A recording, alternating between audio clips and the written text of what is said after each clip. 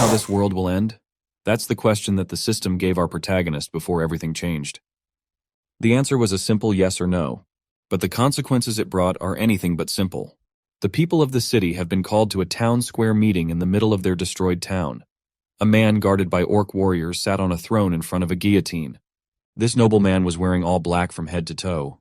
He was nonchalantly plucking the petals of a flower while ordering an unfortunate soul to come forward. He asserted that his orders are in good faith, but his malevolent presence says otherwise. According to the noble man, this is the first step that they need to take towards peace. The poor soul he was addressing kneeled in defeat, not daring to say another word. The people of the city were frozen in fear, holding their breaths for what's about to come.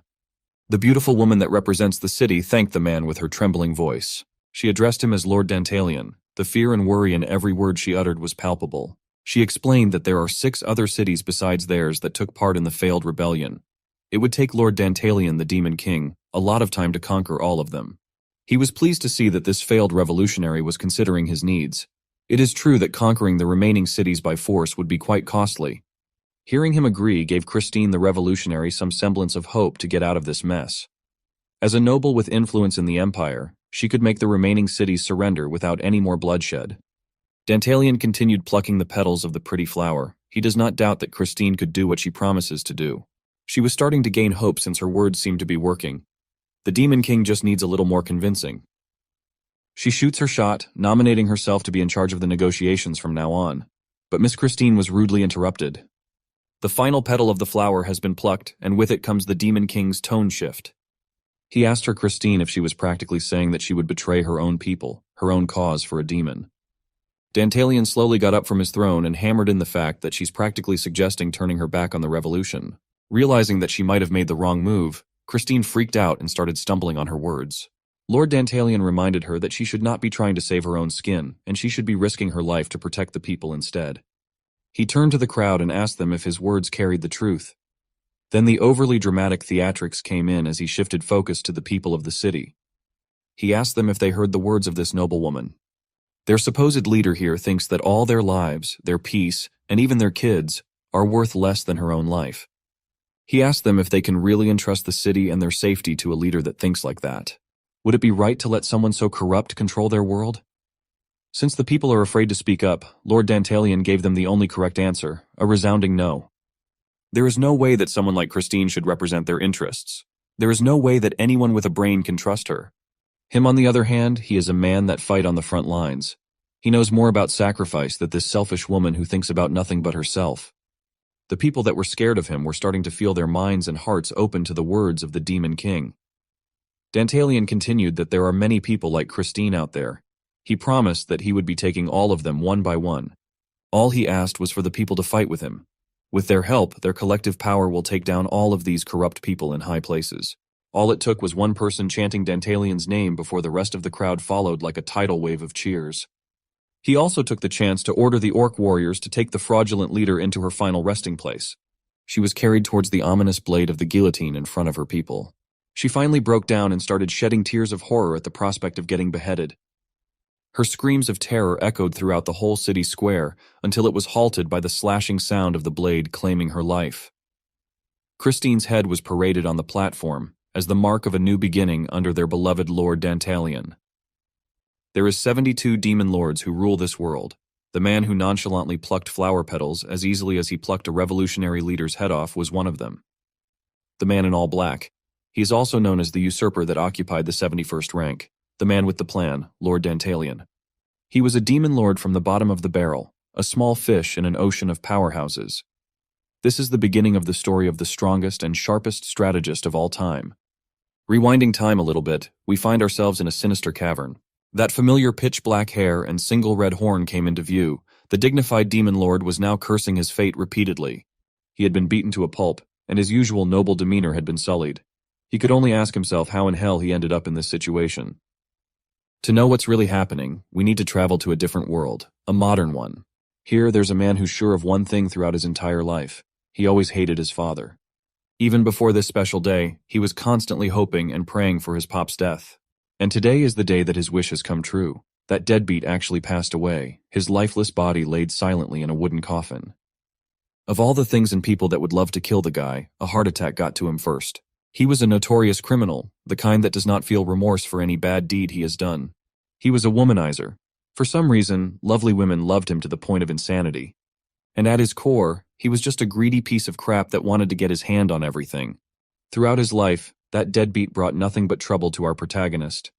However, no matter how big of an asshat the old man was, he did do one good thing for our boy after dying. After receiving the news of his father's death, our MC decided to clean up his old man's place. When he stumbled upon the thing that would change his life, he reckons that the old man might have known that his death was approaching. Either way, he doesn't really care now that he's finally rid of one gigantic problem, so who cares? He tried to convince himself that it doesn't matter right now. He shouldn't care about the matter at all. The morning sunlight was shining through the curtains, and a new beautiful day was waiting for him. As usual, the workers walking on the streets are going to hell known as their workplace. And then there's him, just standing in front of his window, watching those workers hustle for time while drinking his coffee. He accidentally managed to hit the jackpot in life. He can finally enjoy being a shut-in NEET. For those who don't know, that means not in education, employment, or training. Who would have thought that the asshat old man had a secret fortune laying around back in his place? He happened upon it while cleaning the house.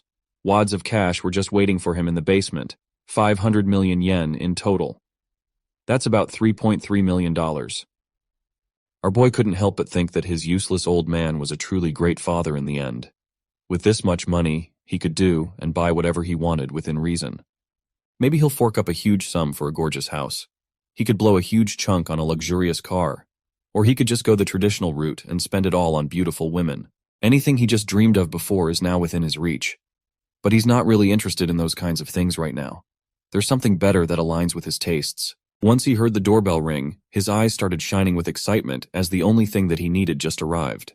The delivery man didn't even get the chance to finish his scripted spiel after handing out the package, when our MC snatched the thing and brought it inside. He immediately set up the peak of comfort in mattress technology, and the first thing to do was, of course, to jump on it to test the feeling of luxury. Now that he had more than enough money to live the life that he wanted, he brought his dream bedroom into reality. It cost him a total of a little more than 30 million yen. Along with the comfort of not worrying about how to keep yourself afloat financially, he made 3 vows to himself. To not work, to not have friends, and to never get married. He just knew his father's example too well. So our protagonist promised himself that he wouldn't make father's mistakes and would do his best to uphold to his own creed for the rest of his life. He will never work a day in his life again since work is the absolute worst. He knows that he's a piece of crap for admitting it, but working is for suckers. Having friends means being in a constant battle of one-upping each other over where someone managed to get a job and go out to eat. He could not possibly think of anything more annoying than that. And then there's this thing called marriage, the act of vowing to spend the rest of your life with someone you love. For our MC, that's an idea that only belongs in fairy tales. That trashy, scummy, stinking pile of dog crap of a father of his made those sacred vows no less than 12 times. He's a disgrace to the sacrament. Our boy just does not want to repeat the mistakes that his father made, so marriage is out of the question. He can just play games in the comfort of his dream bedroom and futon. This is the definition of luxury. He would even go as far as to say that he built a paradise for himself. With everything else taken care of, it's time to play the games that have been piling up on his shelf. There's nothing else to worry about, so he can just 100% his entire catalog. Time flies by when you're having fun. 2 months have passed since he decided to get locked into his dreamland paradise. He has seen quite a lot of ending screens from his mountain of lined-up games. He has not washed nor groomed himself for a long time, but at least he has finished Dungeon Attack. That one game took him quite some time to 100% complete. You can see the passage of time based on the accumulation of garbage and leftovers all around the room. After the satisfaction of finishing a game, he can always just rifle through his collection for the next one. Maybe he'll try some virtual reality game this time. But just as he was about to never look back on the game he just finished, a notification popped up on the screen. The prompt simply said that he had one new message. He has never seen this notification before, since he never accepted any friend requests throughout his entire playing time. Opening the prompt, it was a thank you note for completing Dungeon Attack from the creators of the game. They wanted to express their appreciation for playing their creation until the end. He decided to not skip the thing since the team must have put in countless hours into this thing. Now that he's thinking about it, games are also made by ordinary office workers after all. They are probably trying to flatter the user to buy more of their stuff as a business move. They did a good job, so they deserve to sell out that much. But the tail end of the note piqued his curiosity. It was a survey regarding his overall experience playing the game. He'd never really seen anything like this before, so he proceeded forward. The first question asked his preference between cute and mature girls. Right from the get-go, he was a lot more confused with what kind of survey this thing really was. Since there shouldn't be any consequences to these kinds of things, he just picked one without much thought. The next survey question was another weird one. It asked whether he gets excited when he hits people or when other people hit him.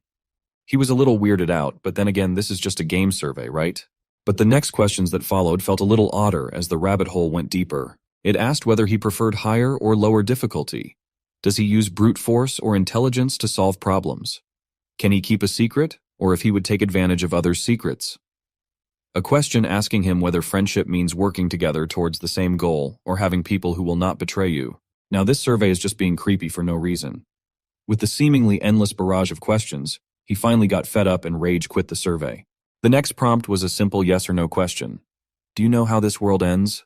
He's already confused and weirded out, and this prompt wasn't helping him get rid of those feelings. Of course, he knew the answer. He completed the damn game with 100% completion. The next prompt asked whether he would be able to change that ending or not. His annoyance has subsided, but it was replaced by this feeling of creeping dread. To shake off the creepiness that he was feeling, he convinced himself that this must have been something that the developers intended. This is some kind of fake message to freak people out. It definitely has to be some kind of scam. Convincing himself that these prompts will eventually ask for money, he threw the controller away. He was reminded of his father a little bit.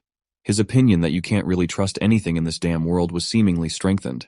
He was just glad that he did not fall for the scam. Now that his eyes weren't glued to the screen, he finally noticed that his dreaded room was on the brink of a cockroach infestation. He was so startled that he accidentally flopped his arms all over until he heard a click. His hand mistakenly touched the confirm button on the controller that he threw. His cursor was centered on yes for the last chilling question of the survey. Answering yes to this one particular prompt lit up his monitor far above its brightness limitation. The red light from the survey scattered throughout the whole room, making it hard to see what was happening.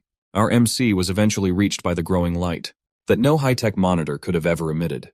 When the screen turned off, there was nothing in the room but a single controller, a dirty bed, and heaps of trash strewn all over the area. The next thing you know, he was gasping for air out of pain and exhaustion. He asked himself what in the hell just happened. He cursed in frustration and confusion. He had no idea what in the world happened. He looked down and saw his hands equipped with an unfamiliar black glove. His bedroom floor was now the rough ground of a cavern. He knows what his hands are supposed to look like, and these are not his hands. Before even being able to process what in the world was going on, he was assaulted by a sharp pain coursing through his body. Then a rough voice yelled at him to hurry up and tell them where the treasure was. The ruffians looked down on him like a bug, threatening him that if he refused to spill the location of some so-called treasure, they'd get more serious. These guys were actually addressing him as a demon lord, but there was no hint of fear in their voices.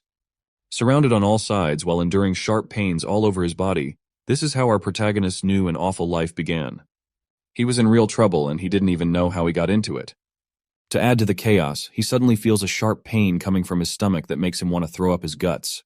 The gang of goons was drawing closer and closer with all kinds of rudimentary weapons equipped. One man carrying a blunt weapon looks at him as if he were a joke, telling him to spit the secret out. The only thing stopping them from ending this farce in a bloody fashion is the promise of treasures. Our boy doesn't even know what the hell is going on, let alone the whereabouts of some treasure. But he had better figure out what's happening as soon as possible, since these guys are itching to hurt him even more. The only clue that he has at the moment is the fact that these goons keep on calling him a demon lord. Other than that, he is completely out of his depth on this cold, dark, and rigid floor. Treasures and demon lords are not something you hear about in people's day-to-day lives in the modern world. These ugly goons are definitely talking about him since there's no one else in the immediate vicinity. He tries to observe the decor and the state of things, but he just can't figure out where the hell he is or what the hell is going on in here. Trying to recall his last memory, he remembers playing a game in the comfort of his home. Then after that, he can't recall anything else. But he needs to prioritize this problem in front of him right now. He has to do something about this injury and goon situation. His whole body has been spasming in pain for a while now. One of his legs has been bent out of shape like a wet noodle. With him being in this state, running is out of the question. The agony he is feeling is nearing the level of pain that can make anyone go insane and lose their mind. But there's no use in getting in his head. He needs to cool off, calm down, and think. There are people who want to harm him from all angles. The stakes are high, and he needs to get his brain going. He must figure out the best way to get out of this hopeless spot, so the first sentence he utters is a shaky plea for the goons to wait. What he so desperately needs right now are clues. He knows that he can get some of that by talking to these people, so he asks them why they keep calling him Demon Lord. That ridiculous question earns him a firm gripping by his horn that he is only noticing now. The leader of the goons is an impatient and violent man. The guy asks him if he has finally lost his sanity after all the beatings that they've dished out. His fine horns are already weeping at the state of his proud lordship as Demon Lord Dantalian. Hearing that crucial piece of information is enough to erase the pain and humiliation of being lifted up by his horn. It makes him remember what in the world is going on right now.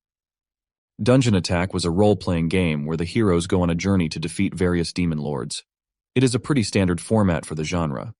A fantasy game where you have to save the world by fighting against numerous dangerous demons. It's a game that has been done 1,000 times before.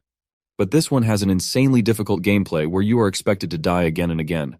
Its story is so depressing, and the sole ending, no matter what choices you make, boils down to the collapse of the world.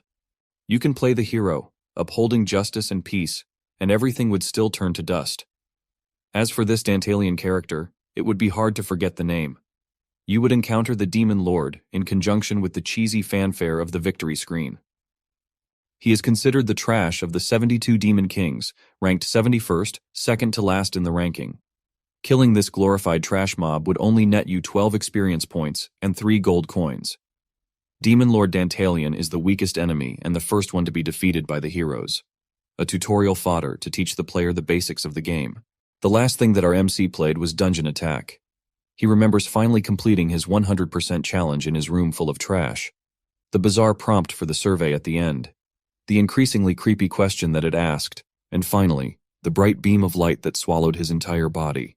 It might sound illogical, but there is no doubt in this situation that he has been transported to the world of the game Dungeon Attack. What's worse is that he is currently occupying the body of the weakest demon lord in the world as Dantalian. This should not be possible by Earth's technological capacity, but it's the only thing that could explain everything happening. If that truly is the case, then his current predicament is a lot worse than he thought. Spacing out while trying to figure out what was happening made the leader gripping his horn a lot more impatient. The guy threw him down to the ground, his back sliding against the rough surface of the cavern. This cruel move amplified the pain coursing throughout his whole body. If this keeps up, he might not even need to figure out what's happening before dying in agony. The leader turned to his subordinates and gave them the signal for something that could not be good. Everyone responded enthusiastically. Each of them had a sinister smile on their faces. Demon Lord Dantalian might really just bite the dust right here and right now. He was punched in the face, adding to the multiple points of pain in his body. The only thing in Dantalian's mind was that fate must be messing with him. After finally being free from the curse of his trash bag of a father, he's being dealt another losing hand. For a few months, he led a comfortable life that he thought would last all through his life. But here he was, being stomped on and beaten within an inch of his life.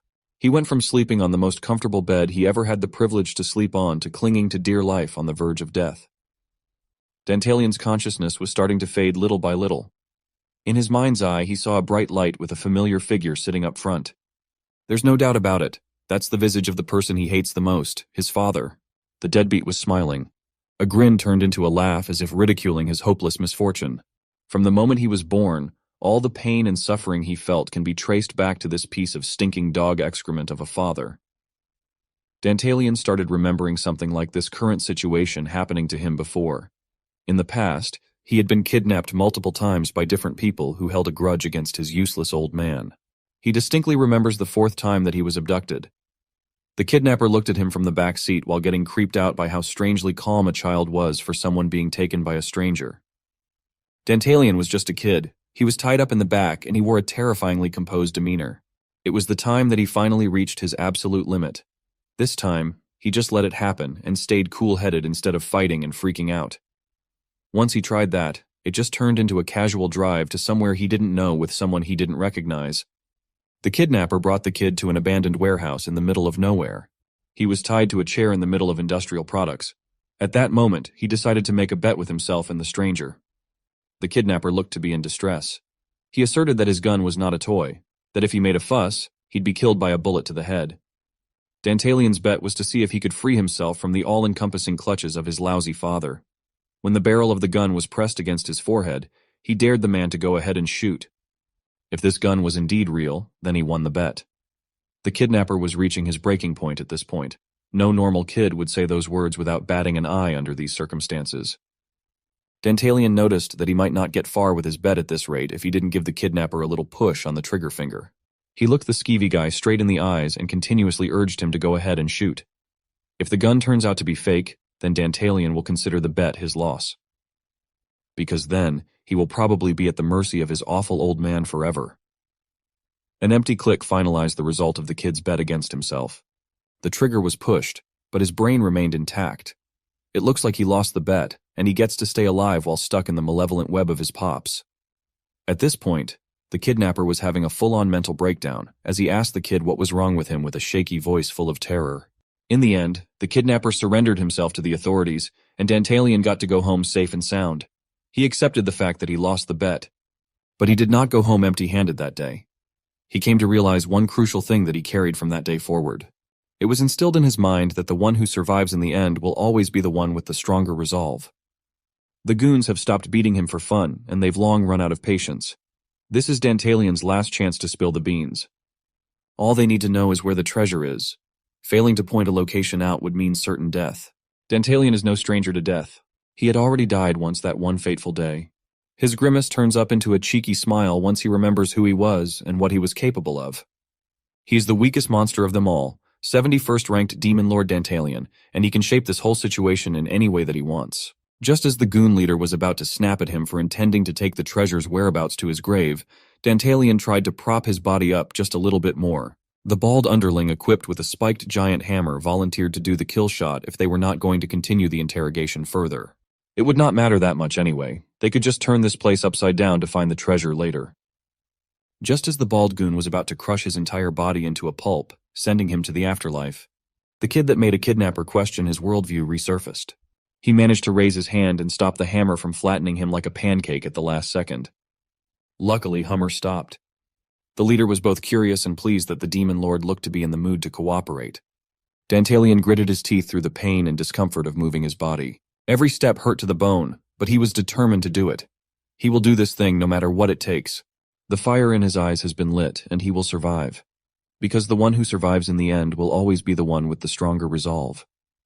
He gets up, fighting the pain wrecking his body, and promises the adventurers that he will tell them the whereabouts of the treasure. This is his only avenue to survive, and he will do his best to see it through no matter what. Baldy with a spiked hammer laughs loudly, thinking that they've finally broken the Demon Lord's will. They can just go get the treasure quickly, then present Dantalian's head to their boss, and the people will be singing their praises. The Demon Lord's problem is that he doesn't know if there even is any treasure in this place to begin with. Pointing these savages in a random direction won't end well. They would just kill him without hesitation for sure. So, first things first, he needs to get through this while buying more time. He bends his knee and announces that he has been completely and utterly defeated by the valiant warriors. Dantalian alludes to where the treasure is even though he doesn't even know the next words to say. He just pulled out the first place that came to mind, which was the Demon Lord's chamber. But he follows up with the additional info that the treasure is hidden with magic. The next step is to buy time.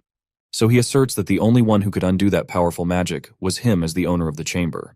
Dantalian is quite proud that he managed to formulate a perfect move to prolong his life.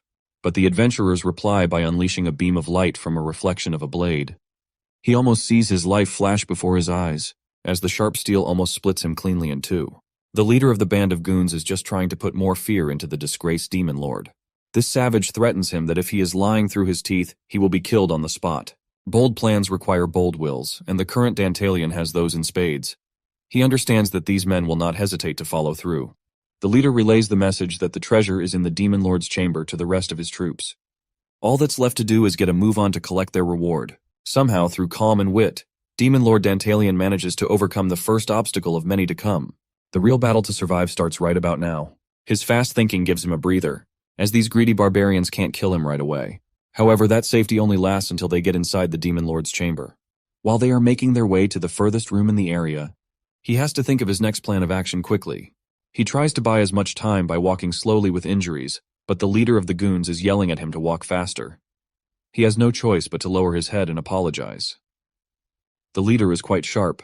He can see that the Demon Lord might just be stalling for time, so the threats come in once again. If things go on like they are going right now, Dantalian will definitely meet the end of the line at the end of a blade sooner or later. There's only one course of action that would guarantee that he comes out alive. Somehow, in some way, he has to kill all of them before they kill him. But it will not be easy at all. There's only one of him and 10 of them, and they're all armed with various weapons. He frantically looks around to see if there is anything that could be of use. One thing jumps to his mind. This place is Dantalian's castle. His castle. There should be at least one monster left in this whole cursed place, right? The leader of the goons keeps on bugging and urging him to be quick on his feet and not to waste any more time. At the back of the greedy warrior's mind, he is already planning to kill the demon lord when they get the treasure anyway. Dantalian observes that they have been seeing monster remains for a while now, but none of them are fresh. As expected, just like in the previous world, he can't rely on the help of others. He must do this thing all by himself. He wonders how much longer it will take until they get to his chambers. Gritting his teeth in frustration, he feels that it would be easier to formulate some kind of plan if this were a real game. Thinking that thought finally gives him a moment of clarity. He just stumbled upon what might be the greatest weapon in his arsenal. He flashes a menacing grin for a moment while silently blurting out the incantation for the skill called Eyes of Zeus. As real as all of this is, he is still in a world inside a video game that he knows from front to back. He should be able to use some tricks that a player might use in the game. The Eyes of Zeus give him a detailed account of Dantalian's castle and a map. His domain has the lowest F-rank classification with no special effects, troops, or residents. It is a bleak statement of his current arsenal, but it is something that he can definitely work with. He has a massive edge against these barbaric adventurers. He could use the primary power system of dungeon attack, which is game skills. The Eyes of Zeus is one of the skills that he could utilize right now. As the name suggests, it allows the user to see their current location, enemy positions, items, and traps within a dungeon. It is a high-level skill that you can normally gain access to starting from the middle of the game. But there is one place that could circumvent that barrier to use. The incredibly powerful skill will be temporarily unlocked and fully functional in the earliest stages of the game. The first ever tutorial dungeon that every player goes through and that the adventurers visit to learn the basic game mechanics is the ominous Dantalian's castle. Until now, he has been wondering why he became Dantalian, but he did not expect that being the absolute worst would end up being useful in this way. He carefully analyzes every piece of information revealed by the skill, racking his brain for a plan that he could use. As he already suspected from the lack of any deterrence, there are currently 0 troops employed in the castle. He was just thinking about that fact when the text box of the skills started morphing around. The system notifies him that it is incredibly dangerous to have 0 troops manning the castle, urging him to hire some muscles immediately. It is like he vanished from the deep and ill-omened cavern and entered another separate world. In this world, another skill is active called the Contract with Hades. It gives him the ability to hire monsters ranging from slimes, lesser fairies, goblin soldiers, and lesser golems at varying costs with the 100 libra in his storage. It looks like a demon lord has a skill that allows him to hire monsters. That's a promising path that he could take to end this farce. But there is just one thing that might put a damper on this straightforwardly brilliant plan. The 100 libra that he owns might not be enough to wipe out the adventurers so easily. He can only blame the poor financial decisions of the previous soul that occupied Dantalian's body for this money problem. There are 10 adventurers, and the best value he could get through contracts would be a total of 8 goblins. Beating his captors would be hard with that kind of force. Another thing he could do is to use a golem and launch a surprise attack. But there is no guarantee that he would win that way. Time is running out. He can see on the map that they are nearing the entrance of the chamber. He looks at every iteration of monsters possible, making his brain work overtime in planning. The map and the monster contracts must be used as effectively as possible to formulate the most feasible plan with the highest chance of survival. After exhausting all the possible combinations in his mind, he narrows down the options to just one. Dantalian's chance of success would probably be about 60%, and he is being very generous at this rate. It would normally be too low for him to choose at the risk of his life. But he has no other choice. There is no time to think as they are in the last stretch of the walk. That pesky leader is also quite cunning in his own right, but Dantalian has to follow through. It is a bit too risky for his taste, but it's better than nothing. He is really settling in nicely as a demon lord. The role matches his ruthless personality. These ignorant goons should be preparing themselves for what's to come. For this plan to succeed and for the odds to go in his favor, he has to gain the trust of the group first and foremost. But before doing all that, there is just something that Dantalian needs to know and check. He activates the ability called Apostle of Aphrodite behind everyone's back, and his eyes glow a sinister crimson color. The full account of every adventurer's attribute and current psyche is revealed on full display for Dantalian to parse through. It looks like he just hit the abilities jackpot. Apostle of Aphrodite is a skill that allows the user to see the enemy's status. He laughs inwardly as the job of gaining these people's trust just got a whole lot easier. The Demon Lord could already see the plan playing out in his head from beginning to end, but his brief moment of silent celebration causes him to dawdle at the back of the group, and the leader hates it when the captive strays a little too far. The goon leader takes his blade out again to threaten and curse at Dantalian to walk faster. The disgraced Demon Lord has no choice but to lower his head and apologize once again. But deep inside, he is already formulating a painful downfall for all of these ignorant humans at his hands. After enduring the pain of being beaten up within an inch of his life, the heartless counterattack finally begins now. Apostle of Aphrodite is another one of the high-ranking skills that a player can use in dungeon attack. It essentially allows you to see the details of other characters' statuses that are normally hidden. Now Dantalian can peer through the curtains and see what he wanted to know. All he has to figure out at this point is where to go and which cards to play. The leader of the savages was still annoyingly yelling at him with his foul mouth. Dantalian doesn't have any tangible powers at the moment, so all he could do was repeatedly apologize like a loser. That guy's name was Leaf, a level 13 F-rank adventurer with decent leadership and power stats. His current psyche indicates an itch to get the treasure and kill the Demon Lord. Making Leaf trust him is Dantalian's plan of action. He has to do it even if that means taking on some risks. These adventurers might be burning with greed, but the Demon Lord was moving with the sheer demonic will to take them down. As they got deeper and deeper into the decrepit halls of the castle, the corpses of past challengers increased in number. That gave him the idea to set something up. The first part was to urgently yell at everyone to stop in their tracks. Everyone was naturally confused by what the Demon Lord was up to. Leaf was furious. He was rushing to the chambers, and this Demon Lord was doing his best to prolong that process. Dantalian apologized for the sudden remark, but stopping the adventurers was vital. He explained that in the passage ahead, a trap had been laid down. Leaf was not buying it. He's a very skeptical man. Dantalian doubled down as he limped forward. He continued that if they go any further, dozens of invisible arrows will come flying in all directions. No one would be able to get through unscathed. So to keep them safe, the Demon Lord himself will proceed on his own first. He will take on the risk while getting rid of the traps. Leaf doesn't understand. Dantalian just sprung up an absurd idea that no one had enough time to think things through. Looking at their party's map, it looks like the road gets narrower from this point onward, and it's also too dark to see ahead. Yet this Demon Lord would brave through the darkness and traps by himself. Leaf told him to hold on for a second. He cursed at Dantalian for not even thinking about running away. The disgraced Demon Lord assured Leaf that it would be impossible to try and run away with his damaged legs anyway. Besides, this is his own way of showing his respect. He told them how different they were from the precious adventurers who ventured into his castle because he didn't try to kill him right away. If they don't believe his words, then they can just follow right behind. However, even the owner of the castle won't be able to guarantee their safety. Leaf and everyone else was equally flabbergasted and scared by the Demon Lord's words. But their rash leader ordered everyone to stop being so scared and go after Dantalian in the dark. No one in their right mind would take that risk, though. They were all terrified of making one wrong step and triggering a trap when they were so close to the treasure. Everyone recalled that they almost got wiped out by a brutal trap back at the entrance of the castle. Leaf couldn't argue with his men for being scared. Even if he insults their manliness, it is of no use. There was no point in sacrificing your life for nothing. Dantalian walked forward with a sly smile on his face. Everything is going according to plan. After walking for a few minutes, he asked himself if the distance he walked was far enough for the next part. Deciding that it was, he pulled out 2 arrows that he had hidden earlier and hoped that his plan would work. He just picked up some arrows from the corpses on the way earlier. He did not even know why he did so in the first place, but he unknowingly brought them with him. This is where things really get started, and his resolve will be put to the test. He has to brace himself for what's to come. He must stay consistent all throughout. Dantalian repeatedly told himself that this was not a big deal as he brought the arrow down with force. The adventurers standing from afar heard a guttural noise of agony after that. There was no mistaking it. That distressed voice just now was from Demon Lord Dantalian. Leaf doesn't like not having any visuals of what was happening up front, but the Demon Lord warned them not to move forward yet as the arrows were still coming from everywhere. Leaf's men turned to him for their next course of action.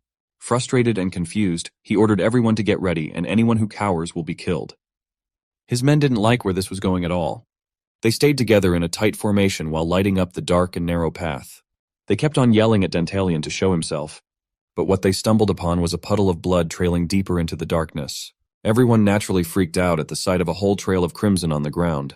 The adventurers pushed forward a little more, and stumbled upon Dantalian's body. A powerful demon lord has been brought down by a single arrow sticking out of his thighs. He groaned and shivered in pain with the addition of another injury. It was so bad that he passed out for a moment.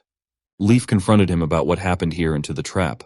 Dantalian assured the leader and his men that they could be at ease now that all traps had been taken care of.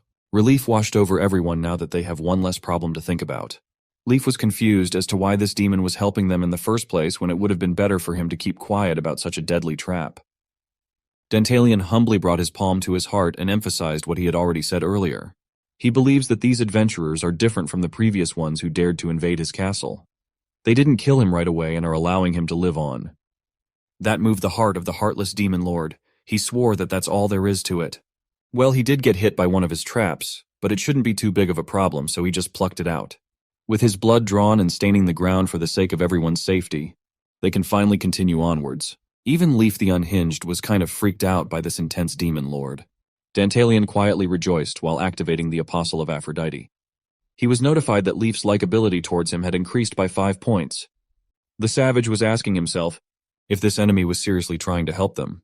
This whole stunt opened the floodgates for every adventurer's likability meter to rise in varying degrees. They were all impressed by his sacrifice. Dantalian was aiming precisely for this result. Bit by bit, he was increasing his trustfulness.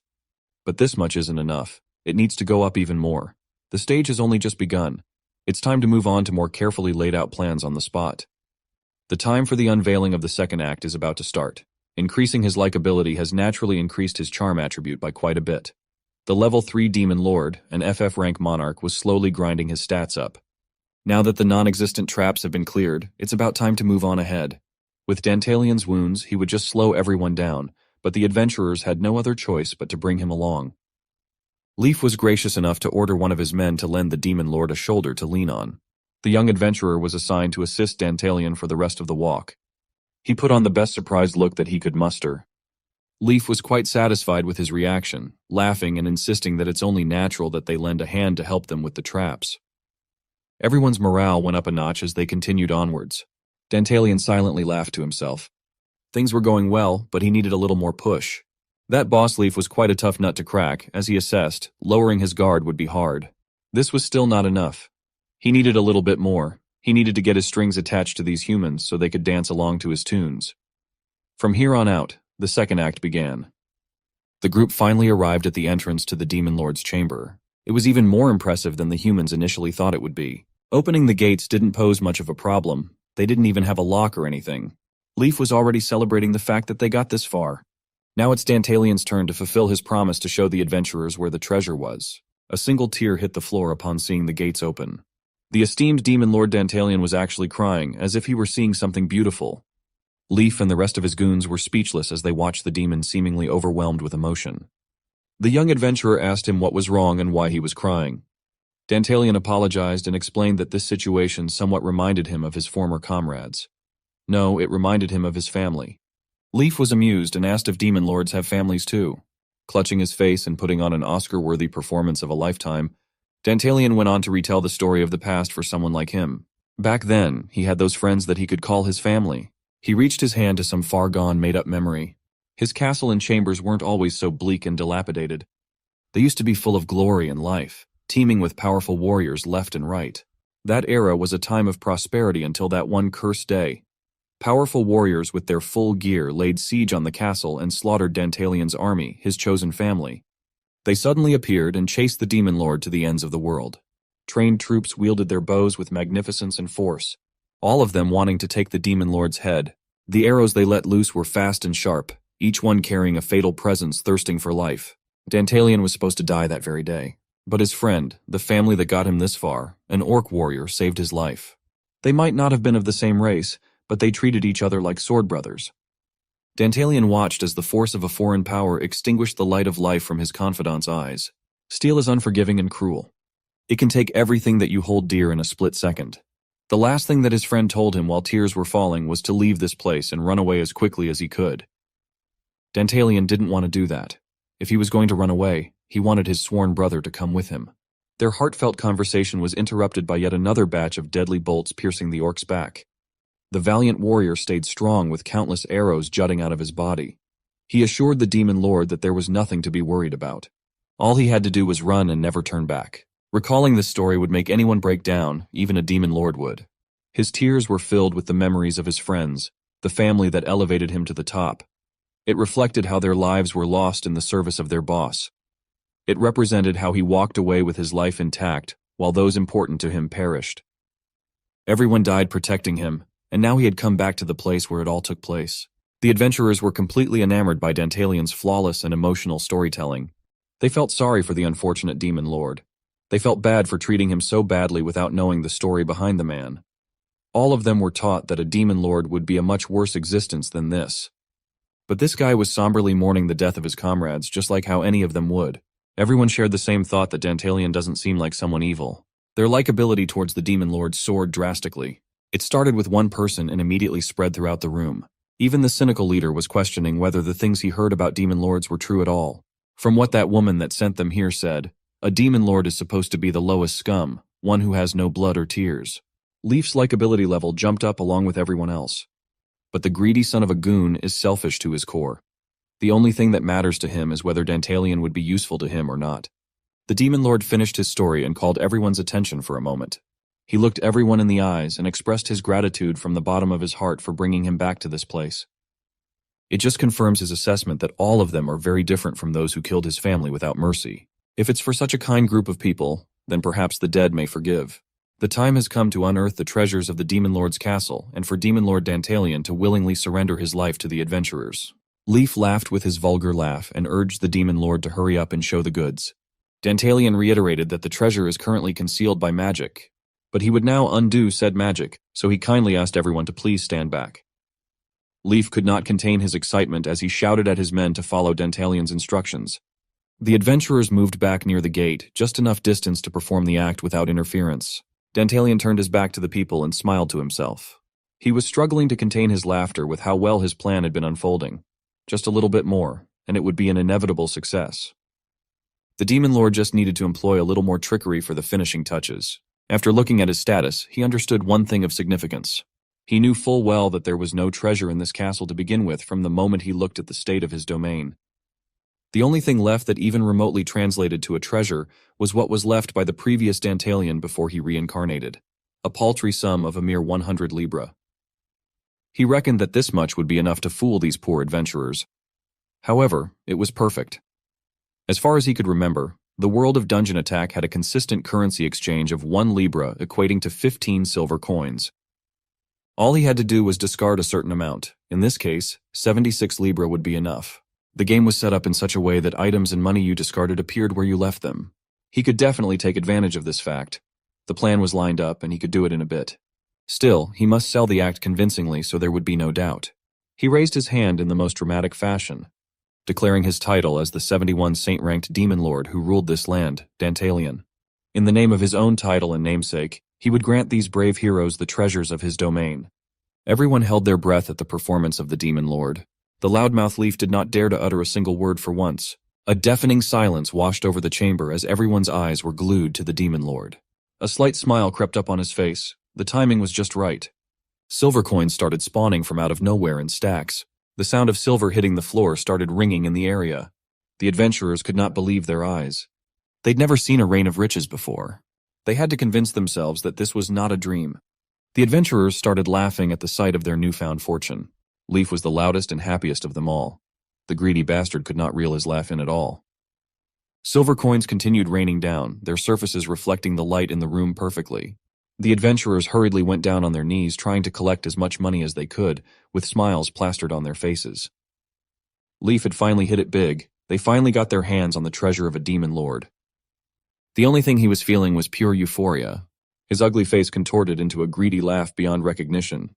Leaf's likability towards Dantalian had increased by 50 points. Who would have thought that the only way to the bastard's heart was a few silver coins? He yelled at his men that they would be dividing the treasure equally among everyone, so they needed to hurry up and gather everything. He was also planning on using the demon lord even more in his various endeavors. It would be a waste to get rid of such a promising prospect right now. After all of the coins were accounted for, Dantalian humbly asked for everyone's attention as he had something to say. Leaf was as crass as ever, jokingly demanding even more treasure from the demon lord as everyone filled bags of silver coins. Every adventurer's likability score soared. They'd collectively found Dantalian to be somewhat of a generous teammate. With a grave tone, the demon lord apologized for the inconvenience. But there was something he must speak to them about urgently. He informed them that just a little bit ago, about 30 new adventurers had entered the dungeon. Leaf's smile froze. What Dantalian had just said didn't even register in his brain for a second. The rest of the adventurers stopped in their tracks as they all felt the tension rise a notch. Dantalian explained that he used magic that informed him if anyone entered his domain, but he never expected something like this to happen. Everyone knew what this meant. The treasure they were so greedily collecting might as well fall into the hands of a bigger group. Boss Leaf was also alarmed. 30 people were way too many to take on with his men. This was not something they could brute force through. So, he asked Dantalian if there was another way out of this castle apart from the entrance. The demon lord regretfully revealed that there were no hidden passages. They could only leave through the way they came from. That just meant there was a very real possibility of bumping into the party of 30 on the way out. Those people would simply tear this place apart in less than a minute, given that there were 30 of them. Everyone was panicking, and Leaf was racking his brain for answers. Before the chaos could go even further, Dantalian went up to Leaf and insisted that he had an idea. If they cannot avoid them, then they should just confront them. It was that simple. Leaf was also losing his grip as he desperately asked Dantalian what he meant by that. The demon lord asked for a map, and the leader confirmed without contest. Dantalian explained that his power wasn't enough to tell which route the intruders would take, but he could just act as a decoy. Given how many people there were, they must have been some military division of some kingdom, meaning they probably used magic too. Which meant they'd be able to sense a demon lord's magical power and flock towards him. There were a total of 3 routes from the chambers to the exit. The adventurers could just take a different route from him and run straight outside. Boss Leaf was flabbergasted. Dantalian was basically saying that he was willing to sacrifice himself for everyone again. He asked the demon lord if this was just a ruse to run away, that maybe this demon was just bluffing about these alleged intruders. Dantalian hurriedly denied such awful accusations. He continued to insist that he just truly wanted to help the adventurers. However, there was no more time for him to convince them to believe his words. So he went forward for the next part of the plan as he whispered a few words in Leaf's ear. Whatever he said shook the boss like a lightning bolt. Once Leaf deliberated for a quick second, his greedy smile resurfaced and erased his worries once again. He immediately agreed to whatever Dantalian whispered and decided to go along with the demon lord's strategy. But he wanted Dantalian to stay silent about the decoy plan as his men would just get upset. Boss Leaf had regained his confidence as he called the attention of his people. They must speed up collecting the treasures and quickly gather around afterward. Inside Dantalian's twisted mind, he was already thanking the greedy Captain Leaf. He couldn't believe that this idiot would actually believe his poisonous words. The party of 10 split up into 2 groups, with one of the offshoots tasked with assisting Dantalian on account of his injuries. One of the goons made a comment about their boss making such a bold move and splitting up. He didn't even suspect that the whole thing was made up by Dantalian to divide and destroy them. After collecting 3 full bags of silver coins, Leaf demanded everyone's attention for their exit strategy. At first, his men were heavily against splitting up because it didn't make any sense. Leaf made everyone shut their traps as he elaborated with the help of their map. There are 3 routes leading to the exit from the chamber. The invaders will be as cautious as they are and will most likely take only one route. With 30 men, it is likely that they were some kind of small army unit. With their party's size and level, they would be outclassed. In that case, they might as well bet their chances of surviving on a bet. There is a 100% chance that at least one of the groups would survive if they split up, and if they get lucky, no one will die. Also, as the leader, Leaf will be in charge of safekeeping the treasures until they get out. That stipulation didn't fly well at all, so Leaf reassured them that he was not trying to hoard all the treasure to himself. One side will be going with the Demon Lord. That fact alone can already be considered a blessing in disguise. If that group survives, they can get the bounty for Dantalian's head and instantly gain the status of a hero. Leaf insisted that his group would be taking on a much worse deal than the group going with the Demon Lord. Boss Leaf was quite a talented leader. When it came to boosting morale and waking his soldiers up with the fear of dying like a dog, he reminded them of their families left back in the village, and how they shouldn't act like spineless cowards for their kin. It was quite an effective speech as everyone shut their traps and listened intently. He asserted that he wants most, if not all of them, to survive this ordeal, and the fools bought it 100%. That takes us to their status of being split up into 2 different paths. Leaf was laughing at the idiots who were fooled just by showing a little bit of bravado. At one point he thought it would fail, but that Demon Lord is one crafty devil. Back in the chamber, Dantalian came up to him while everything was in chaos. The demon lord whispered the idea of having some of the men watch him to see if he was going to run away or not. Dantalian added that Leaf should make up some reason to keep all the treasure to himself. That way, the boss will hold every advantage.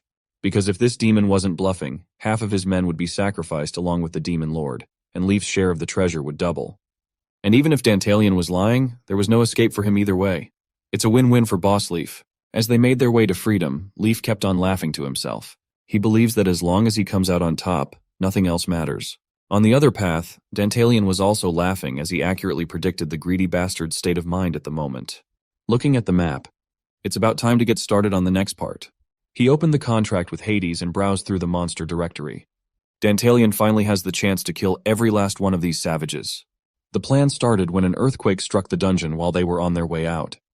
The headless five-man group started freaking out, thinking that they picked the wrong path and are about to get slaughtered by the 30-man army. It was not an ordinary earthquake at all, as the ground in front of them started glowing. A brilliant light followed by harrowing winds accumulated in a magic circle. All their visions were blocked, and their torches were extinguished. The party turned to their Sir Demon Lord to ask what the hell was going on. Before the adventurer youngster could utter another word, his mouth was covered by Dantalian's hand. He outrightly told the youngster that it would be better if he stopped making a sound. Fighting the inevitable would only lead to more suffering. Dantalian carefully drew the youngster's blade from the hip. He thanked the young man for his help getting this far, and to express his gratitude, the demon lord stabbed the youngster in the neck, and it was bloody. Meanwhile, the other four schmucks were too distracted by the glowing magic circle to notice what was happening behind. They foolishly watch as the spell nears completion and the magical energy grows. Finally, a rock-solid limb broke out of the ground, much to the adventurer's surprise. The lesser golem from the contract of Hades has been unleashed into the world. With no one to lead them, the remaining four froze in fear at the sight of a towering monster. The golem invoked the rocks from the dungeon to rain down upon the foolish men. They tried to run, but they ended up being buried in a cascading hail of boulders. That one attack nearly wiped out the group, with only a few of them surviving. Most were crushed to death, and another one was within the grip of the rocky monster. One unscathed and traumatized adventurer stupidly rushed in with his puny little blade. He swung his sword, which was naturally shattered against the golem's body. With no weapon and no time to run, the golem cleaned up the scene, claiming the lives of the straggler. Poor goon couldn't even move when he was crashed by one swung of golem's fist. But there was one guy that was out of range from the attacks. He was basically a blubbering mess by the time his comrades were killed. Dantalian snuck from behind as the adventurer urged him to run away together as fast as they could. But he just received a sharp pang of pain in his chest as a reply. The demon lord stabbed him from the back, cleaning up the last foolish man in this part of the dungeon. Poor guy even couldn't believe in such betrayal, but bloody blade in his chest was undeniable proof of it. The last word out of the man's mouth was a confused question asking him why. When questioned about his actions, Dantalian offered a simple explanation. He did what he did because he was a demon lord.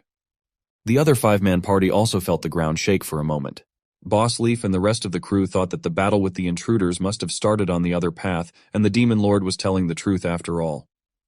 Bald Hammer Man was rejoicing at the fact that Dantalian got it right, which meant more profit for them. But the demon they were all thinking about was now standing before them. Leaf did not like that one bit. He grimly asked the demon lord why in the world he was there. Dantalian just stayed silent, and if looks could kill, Leaf and his posse would have already been in their graves.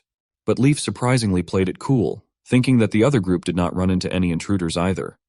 Before he could even ask about the status of the rest of his men, the demon lord had already shown the bloodied sword that he used to clean up the garbage. Dantalian coldly announced that everyone who followed him, every single one of them, had already died. Leaf continued trying to play it cool, but the veins in his head might pop any second now as he tried to get some answers. The demon lord explained that Leaf should have already noticed by now. Maybe the greedy bastard was just unable to accept reality. He proudly confirmed Leaf's suspicion that he killed everyone in cold blood. Poor Leaf couldn't grapple with the fact that a crippled trash demon lord would be able to take on half of his men on his own. That would have been true if those five weren't total idiots. Dantalian found it regrettable that the stupid boss couldn't see the look on his men's faces when they met their end. It was starting to click in their tiny brains now that everything had been orchestrated from the beginning. Their likability towards Dantalian plummeted down to zero immediately. That's exactly what Dantalian wanted to happen. They should get angrier. He continued insulting them for being dumber than a monkey, expressing how grateful he was for that fact. With his best insane person impersonation, he asked them if they really thought that a demon lord would take the side of mere stinking humans. Boss Leaf could not take the insult barrage anymore. As he screamed Dantalian's name to the high heavens, "It has come down to a battle between bastards at this point. The adventurers came in hot with their weapons in full swing. They wanted to kill this deceptive demon so badly. Unbeknownst to them, they were not just about to go up against a single person in this war. There was an entity lurking at the side of the demon lord." The lesser golem finally made its timely appearance to welcome all challengers. With a red flashing eyes, the beast unleashed a punch that rocked the entire dungeon with raw force. One guy was trampled by the debris, dying a crushingly bloody death. Another one got a little more tender touch, the kind of tender touch that shatters bones. 2 down and 3 to go, the lesser golem turned its attention to the remaining idiots. The golem swung one of its arms to the side, and the nearest dumbass raised his blade to defend in futility. That is another dead guy crushed into a bloody pulp of human material. Boss Leaf powerlessly watches as his crew gets massacred by the monster contracted from Hades. His remaining underling was the Baldy with a massive spike hammer. He was smart enough to bide his time for an open strike. With every fiber of strength that he could muster, he swung the steel down as his life depended on it. And Baldy actually succeeded. He shattered the golem's body into 1,000 pieces of rocks. The first thing he did after landing an impressive shot was look to his boss for approval like a dog. Boss Leaf had a clear view of the battlefield, so he saw his man's inevitable demise coming. Dantalian finally made his move, stabbing another ignorant savage in the back and claiming another life. The only remaining survivor was Boss Leaf, and the demon lord sincerely thanked the greedy bastard for all the help once again. This fool wanted to rush forward, but what he saw stopped any notion of fighting back. The ruined lesser golem started fixing itself pebble by pebble behind the demon lord. Leaf could not peel his eyes away from the absurdity of his current situation. Dantalian explained that a group of 5 could have easily killed a golem by destroying the core in its chest. As long as they had the needed knowledge and experience, even an average adventurer would have been able to defeat such a monster rather easily. In other words, if Leaf had stayed calm and coordinated with his team without falling for dumb provocations, it would have been so easy for them to come out on top. But now the power dynamics have changed drastically. Dantalian asked the boss what he would do now. Leaf watched this pathetic demon lord go from being trampled so easily to crying out of sentimentality, and now he's a completely different beast from before. His gut was telling him that for the first time ever, he was seeing the real face of Demon Lord Dantalian. This was basically a hopeless spot to be in. Still, Leaf can't possibly let his journey end here. He was sure that he'd survive. He continuously pumped himself up in his head, telling himself that he'd been in this kind of predicament many times before, and he was still standing.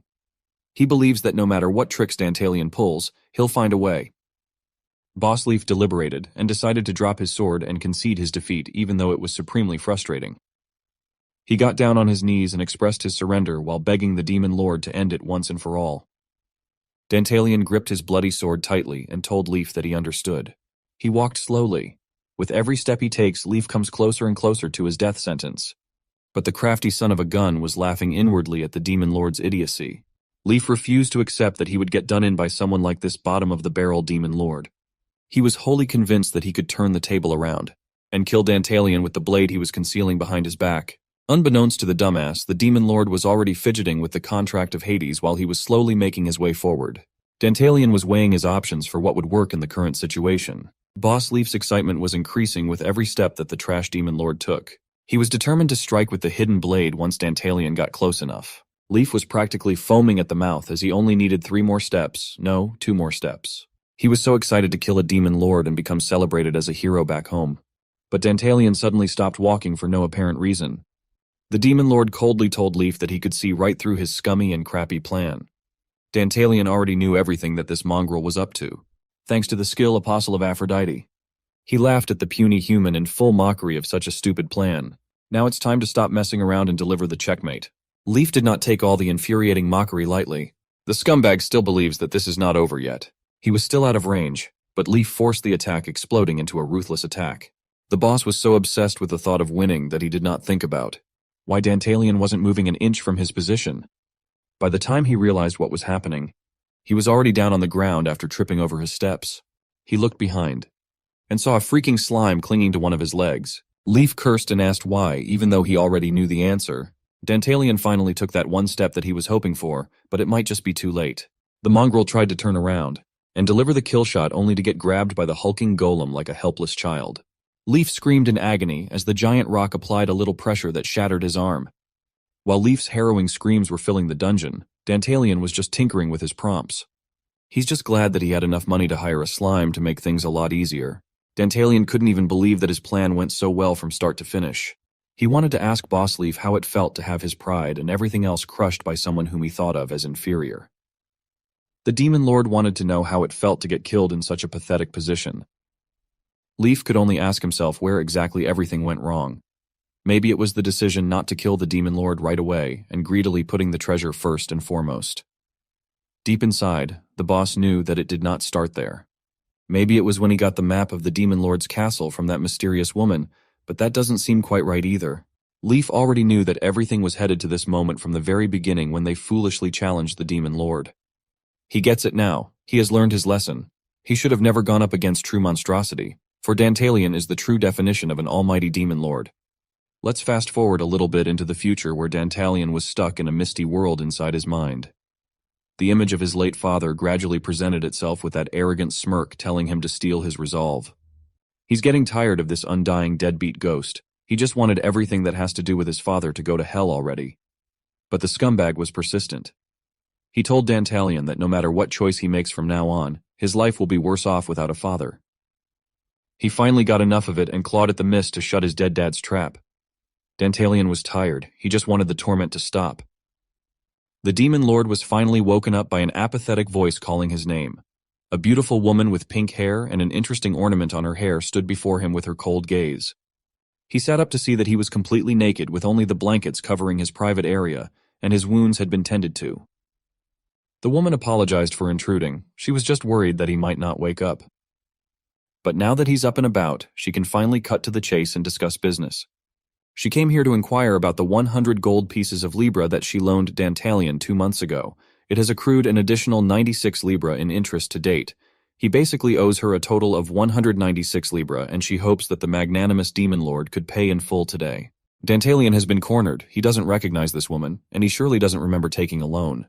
3 weeks ago, he took over the body of Demon Lord Dantalian, and had to deceive and execute a band of greedy adventurers. At the end of the fight, he was completely exhausted, as the injuries and wounds started catching up to his body. But the good news is that it was over. He managed to pull through the hardest part. The game system notified him that the tutorial had been completed and he had leveled up. He skyrocketed 3 levels and increased his leadership, politics, and charm attributes. His skill and power remained ranked F though. As a reward for completing the tutorial, he can learn an S-level skill while the S-class skills he had access to in the tutorial will no longer be available. He'll have to learn everything all over again. In front of him was every level 1 S-class skill available, but he could only pick one.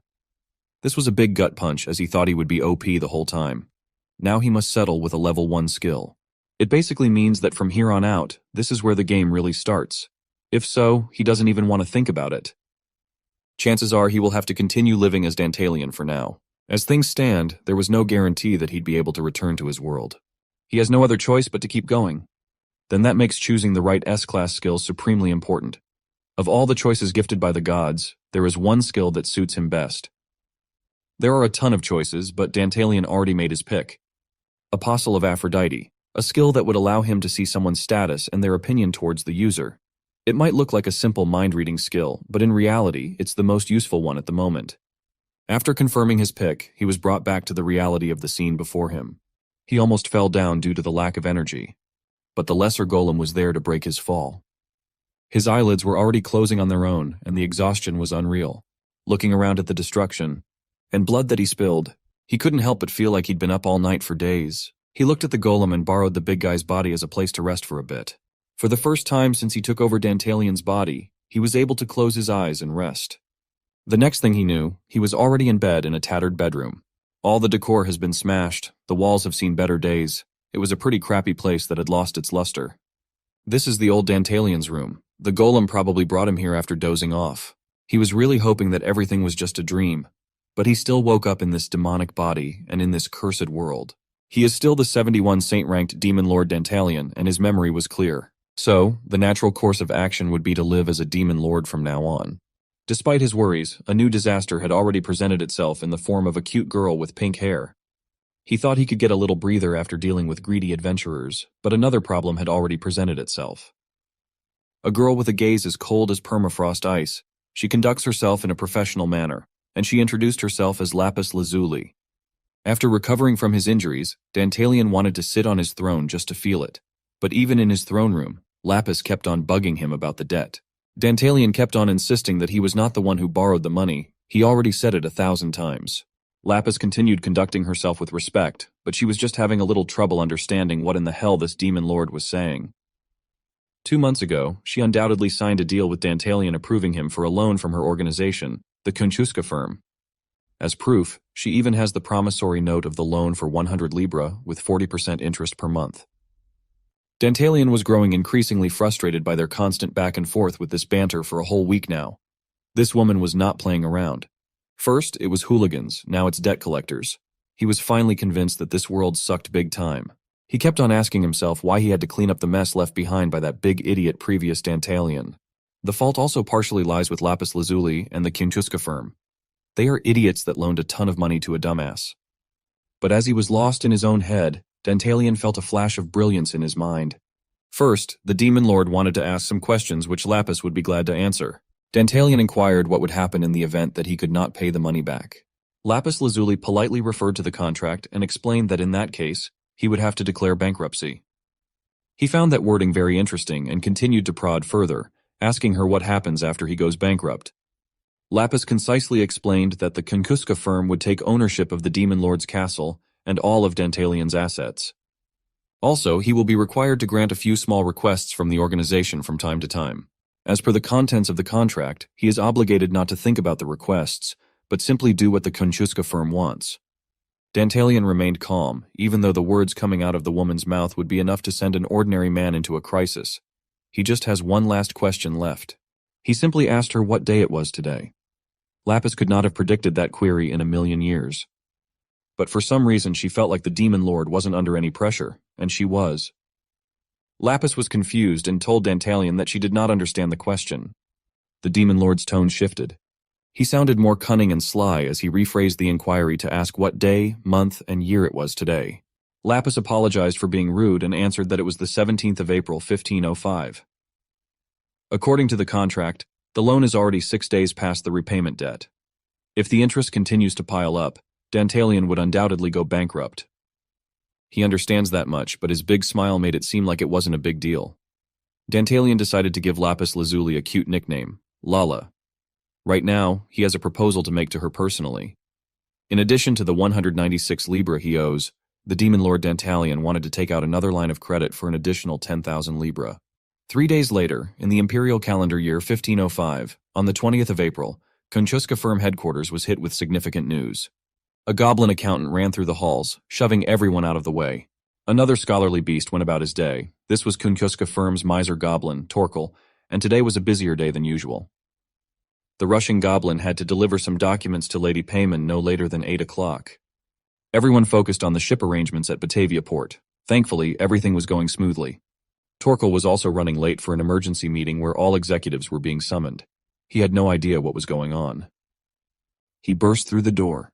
And everyone was already there. The miser goblin was the only one missing.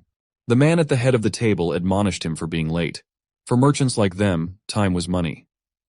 They had wasted enough time. The emergency meeting must get underway. Kunchuska firm headquarters was guarded by the 5th-ranked demon lord, Malbus, and the 9th-ranked demon lord, Paimon, dwelled as guardians. It was widely considered the best company in the demon world. The one in charge of this massive organization was Ivar Lodbrok, one of the 3 ancient vampires in existence. He turned to the executives to explain the reason for abruptly holding a meeting that day. The woman known as Lapis Lazuli would provide the details. She, who had been pestering Dantalian, had come to the higher-ups for some clarity. The purebred demon executives were taken aback. They knew who Lapis was. She was widely known as a hybrid mix between a succubus and a human. She normally had no business being in such a high-level executive meeting. Purebred demons didn't take too kindly to those from cursed bloodlines. Ivar Lodbrok didn't want to hear anything derogatory in this very important meeting, so he shut everyone's traps. He urged her to proceed with the day's agenda. The odd concern involved the 71 saint-ranked demon lord, Dantalian, requesting another loan. Torkel was infuriated. Something so trivial shouldn't merit an executive meeting, right? He stood up from his seat and insulted Lapis for being a mongrel girl wasting everybody's time. Ivar just smiled and urged the miser goblin to calm down and listen. The ancient vampire encouraged Lapis to tell everyone the amount requested by the demon lord. She proceeded to drop a bomb on everyone's head with a price tag of 10,000 libra. Everyone was startled, including Torkel. He thought his ears were playing tricks on him. 10,000 libra could be the national budget for a small country. Asking and approving something like that would be akin to insanity. Lapis continued recounting her encounter with Dantalian in the throne room. The Demon Lord reiterated that he simply wanted to open a line of credit worth 10,000 libra, as if he was just borrowing a few coins. Lapis was confused. He was already in the hole for 196, and now he wanted to multiply that debt by 50. But that's precisely why Dantalian wanted to borrow more. Lapis had never encountered something like this before. If Dantalian wasn't a demon lord, she would have already shut him down. Dantalian wanted to open an open and honest conversation with Lala for a moment. He asked her why the organization even lent him money in the first place. By all accounts, he was widely regarded as incompetent trash compared to other demon lords in this world. Lala did not dare confirm that to his face, though. She answered that she didn't think that way instead.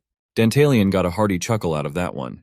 He knew that the loan was designed with the certainty that he wouldn't be able to pay it back in the first place.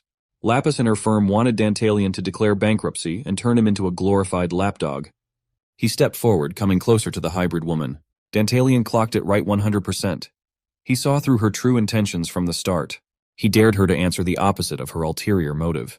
Lapis Lazuli was shaken, but she wanted to stand her ground that he had got it all wrong. If that's the case, Dantalian wanted to ask an entirely different question. The Demon Lord asked her if she came here under company orders to blind him with money and develop a personal connection. This time, Lapis resolutely answered that she did everything on her own accord. Dantalian chuckled. He liked her gumption when it came to taking responsibility. This woman was implicating herself without hesitation. He found it interesting to say the least. Back to the main topic, the real reason why a financial institution would lend a useless demon money in the first place. If Lapis really was moving independently, then breaching the contract would essentially make Dantalian her personal dog for the rest of his life. He believes that for that to happen, she would need to cough up 10,000 libra first.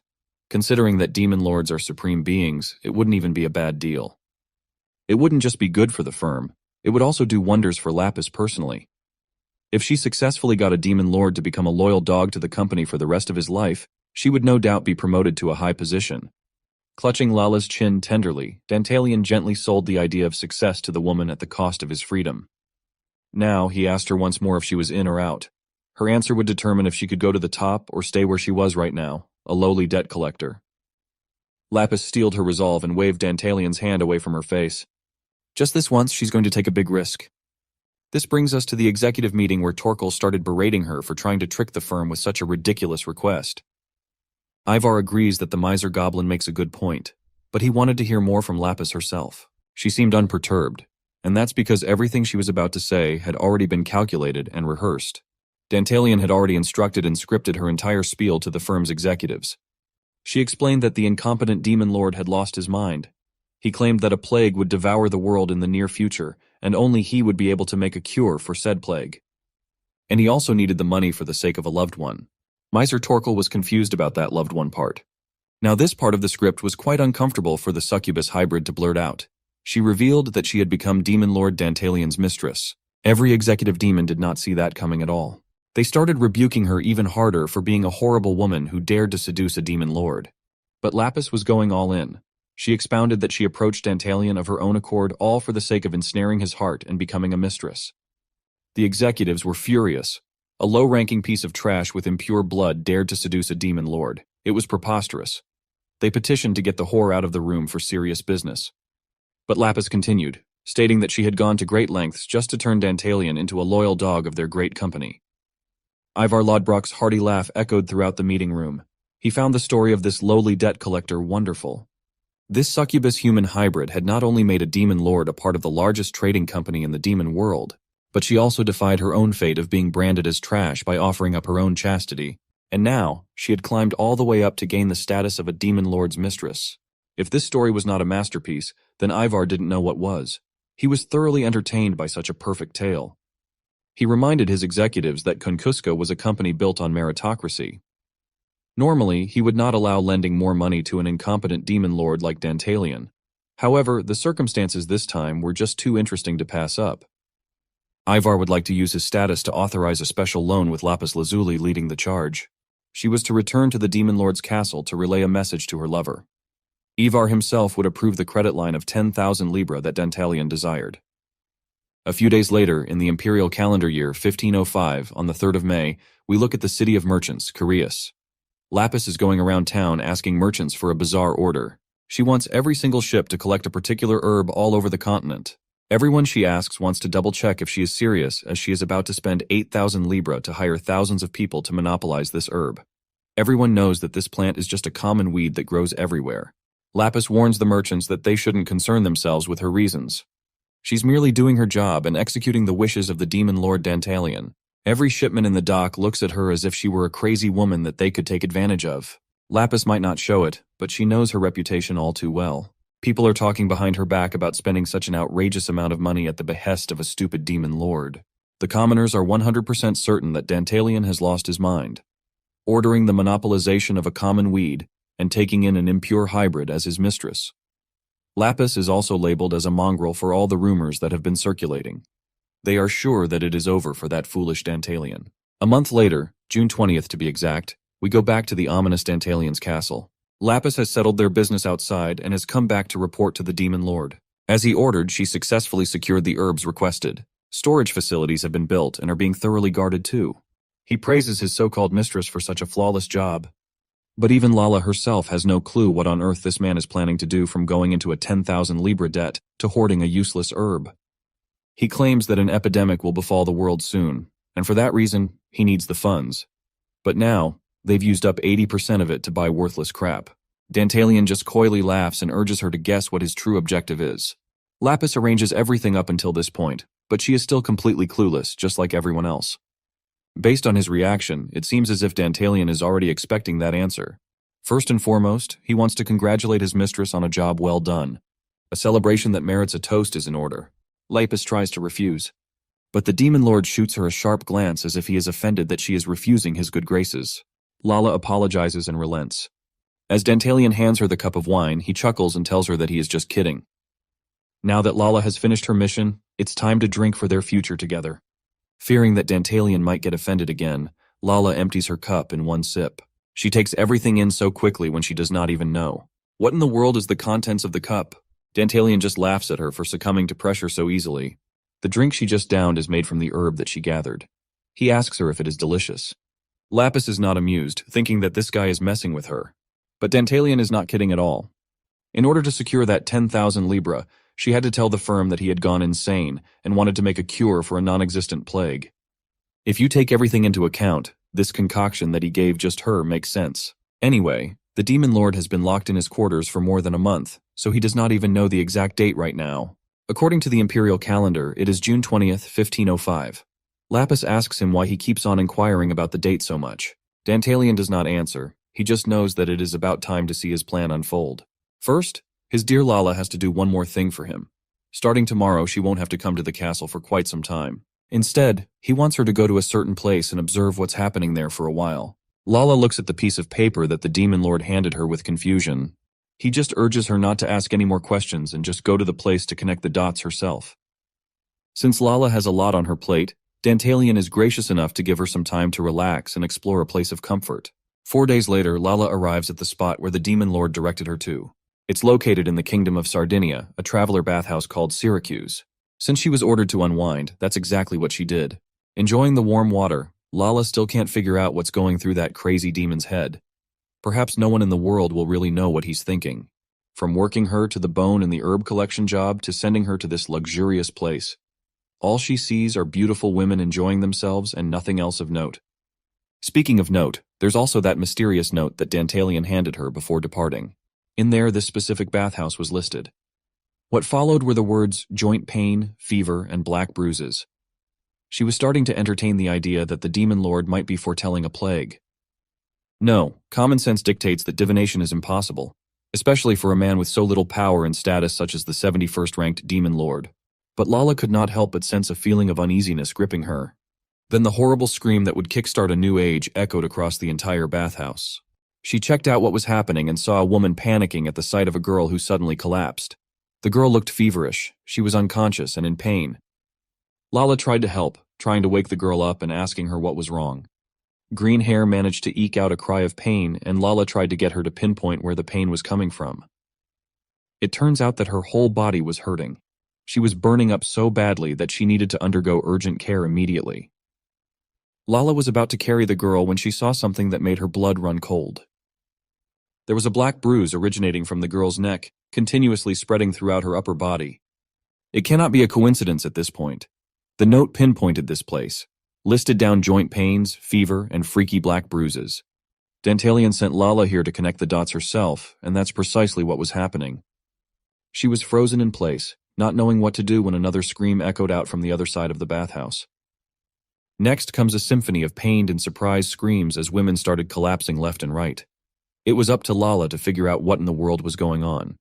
In the clinic, every patient was transported as fast as possible, but the sickness was faster. The doctor announced that anyone who was still alive should quickly go to bed and get some rest. The patient count has ballooned up to 30 people. Even the medical experts were freaking out. Meanwhile, Lala was unharmed, albeit a little disturbed after watching a handful of women die from the sickness. She already knew what was happening deep in her heart, but she just couldn't believe it. The doctor in charge of the influx of patients came up to her to check on how she was feeling. All the people in that cursed bathhouse have already died, except for Lapis. The doctor urged her to hurry up and go away, as it would be better for her to leave this town before it was too late. Even the doctor has been infected by the mysterious sickness. Lapis looked at her hands and remembered what she had done before going to this place. That's right, she drank that mysterious concoction given by Dantalian before she was sent off to have this vacation. He already told her that the concoction was made from the herb that she painstakingly gathered. It seemed impossible, but there is no other explanation for this phenomenon. She might hate to admit it, but it's true. That trash demon Lord Dantalian has been labeled as insane for his wild ideas as of late. But a plague really was about to sweep the world, bringing death to everyone's doorstep. The following action unfolded on July 16, 1505 at the Konchuska firm. In the corridor of the firm's building, a fairy messenger was hurriedly carrying some message. After a while, someone knocked on the door and apologized to Torkel for the inconvenience. The latter promptly said in a panic to go away immediately, as he now had a meeting with Lady Payman. However, she was not angry at all, and said that she could wait until he had some urgent business to deal with. Looking at him, she added that he didn't have to worry about his mistress. Yes, that was the 9-ranked demon lord of beauty and charm, Paimon. Apologizing to her once again, Torkel asked what had happened in a hurry. The fairy messenger immediately replied in a panic that they had received an urgent message. His meeting with such a high-ranking person had been interrupted, so opening the scroll, Torkel hoped it wouldn't be some small thing. But as it turned out in the next moment, it was indeed not a simple message. In short, it was a report that an epidemic had broken out. According to the information given, the source of the disease had appeared in Syracuse. Worst of all, the plague was spreading rapidly throughout the whole kingdom of Sardinia, and it wasn't excluded that in a few days it would spread to neighboring countries. The mortality rate was 80%. By Torkel's reaction, Payman immediately realized that something was wrong, so she asked what was going on. Horror and anger appeared on the goblin's face, but these feelings were not due to the report of the plague. They were because of other information. According to the investigation conducted by the company agents, the Dantalian demon lord had already been able to create a cure for the disease. The other shocking news was that one of their company employees named Lapis had monopolized the herbs from all over the continent that were needed to create this cure, and she did so at the behest of none other than Dantalian. Now, its current market value was between 1 and 3 million gold coins. Due to such a global problem, there was an urgent gathering of all the company's executives. Still not receiving a response from the shocked Torkel, Payman told him to let her take a look. After reading the message, she immediately turned her attention to the most important details. Seeing that she was thinking about something, Torkel worriedly asked if she was all right. In the next moment, Payman smiled, interested in what had happened. At the same time, Dantalian was looking out the window from his castle. Since he had entered this world, he had experienced a lot of things. There had already been enough dangers on his path, but the biggest ones were still to come. A storm is brewing. His thoughts were interrupted by the sound of approaching footsteps, followed by the sound of a door opening. Our MC already knew who it was. Noticing that she had returned earlier than he expected, he asked if she had managed to rest and relax at the hot springs.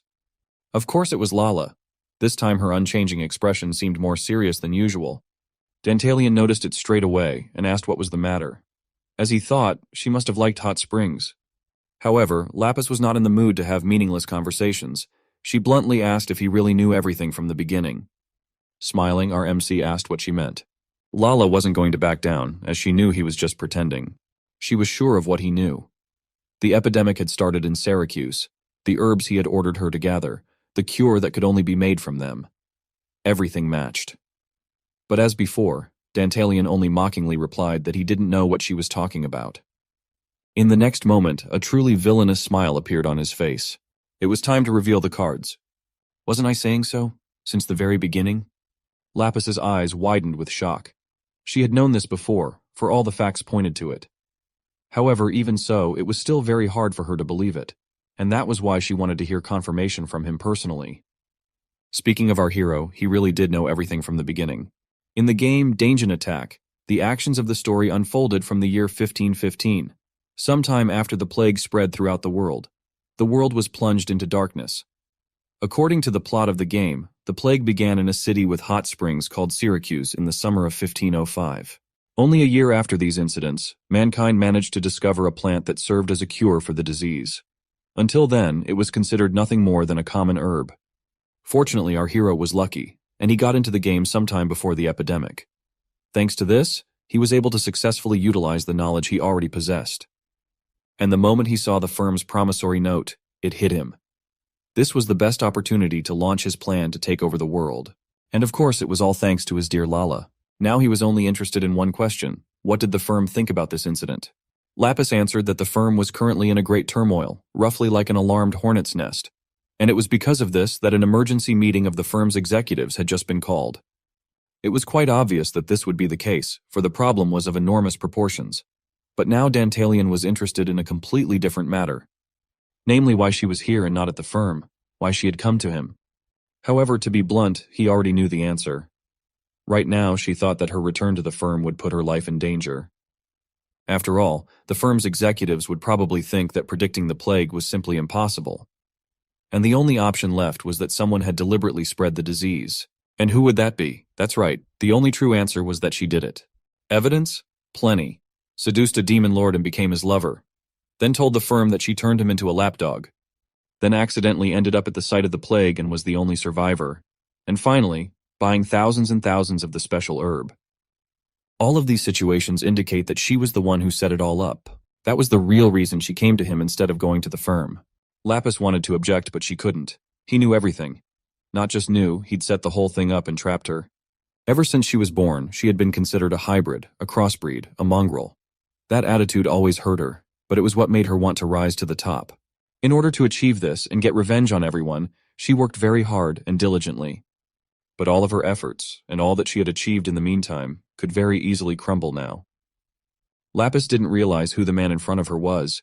Technically, she knew who he was, but she had a feeling that this was a completely different person than anyone she had met before. No, it wasn't just a feeling, she was completely sure of it. In front of her stood a completely different demon lord, one who was much more suited to the term. Even more, he was a true devil. Interrupting her thoughts, Dantalian said that she had only one option left, and that was to kneel before him and swear to be his servant. And if she did that, he would give her real power. He promised that he would make her in charge of all transactions that pertained to the cure. It was a very tempting offer. The plague was going to destroy the world, and many, if not most people, would surely die. It didn't matter to the disease who you were, a man of power or strength, poor or rich. None of that mattered, everyone would die. Even those who had mocked and scorned her before, those who had made her life so hard, they would all be desperately searching for ways to survive. And where their search would lead. The answer was pretty obvious to her. After all, she was the only one with the resources to save their worthless lives. A half-blood demon who was considered scum would have the power to control the fates of 100,000 lives. The decision was left up to her. Do you want that power? This was not just an decision for Lapis. She knew perfectly well that she shouldn't have done it. However, why then was her heart beating so hard? It didn't take much time to make a decision. She realized that there was no turning back, but it didn't matter. The very next moment, a smile appeared on her face, which meant only one thing: she had made a decision. Lowering herself to the floor, she knelt down in front of the Dantalian. It was this action that was her response. She then said that from now on, her life belonged to Your Highness the Demon Lord Dantalian. Seeing her kissing his hand as a sign of her submission, Dantalian couldn't help but smile. She had made the right choice. And since she had given all of herself to him, he was going to repay her in kind and give her the best view of the events to come. Walking down the dark corridor of the castle, Lapis wheeled in the breakfast cart. It had been about a week since those events, and she still had many questions. As she had sworn, she had become a full-fledged servant of His Highness, and as you know, a servant's duties included many things, including cooking. Knocking on the door, Lala informed Dantalian that she had brought him food. But as always, she heard no answer. She had gotten used to the fact that he very rarely answered. So apologizing, she went into the room. But it was pretty much the same as always. Piles of books, scattered clothes, and empty bottles. In short, the usual kit of a lazy hermit. Ever since they'd made the contract, he'd either been reading any books he could find in the castle or sleeping. Between those two activities, he occasionally even bothered to eat. Despite the fact that they'd been together for a week, Lapis hadn't been able to figure out what this strange and mysterious demon lord was thinking. Half a year ago, she had already met him for her own purposes. However, at that time, he was as much trash as Andromalius. Despite her polite greeting, he had only replied that he wasn't interested in the name of some mongrel. He was far worse than she had imagined. However, his attitude changed very dramatically as soon as she showed him the money. The next thing she did was to spread the word that there was treasure in the castle of the 71st ranked demon lord. It didn't take long, and after a while there were already some daredevils who wanted to get rich. She expected that after these troubles, he would come to her crying and asking for help. But something didn't go according to plan. This demon lord exceeded her expectations. He was able to survive and outwit the hunters. More than that, he was able to trap her and make her his servant. He now had the lives of more than half of the continent in his hands, but all he did was sleep peacefully. During this time, they even managed to get a few letters from different countries about buying plague medicines. That was to be expected. What was surprising was that the firm remained quiet and did not do anything visible against them. Meanwhile, Torkel stood uncertainly at the gate of Sir Ivar's office and wondered if the master was there. Soon he was allowed to enter and was presented with a very interesting setting of a room that was so dark that he could hardly see anything. Sir Ivar's personal room, right in the center of the Kukuska firm's headquarters, a veritable vampire's lair. Ivar had lit candles just for his subordinate, but he himself remained in the shadows, inviting Torkel to come in and sit down. Well, Ivar wondered what was the situation. But Torkel had nothing to please him. The situation was worse than ever. The plague was spreading rapidly. It was only a matter of time before the plague spread to the entire continent. Sir Ivar knew this, and according to his own analysis, about 30% of the human population would definitely die. Torkel couldn't believe his ears when he heard that. It seemed so unbelievable to him that he assumed Sir Ivar was joking. But the vampire looked at him with a murderous look and asked if he had ever joked. Of course he hadn't. In the context of such circumstances, Ivar's orders were as follows. Starting this day, all lords must cease trading with the firm. Torkel would have been shocked to hear that. Trade was everything to him.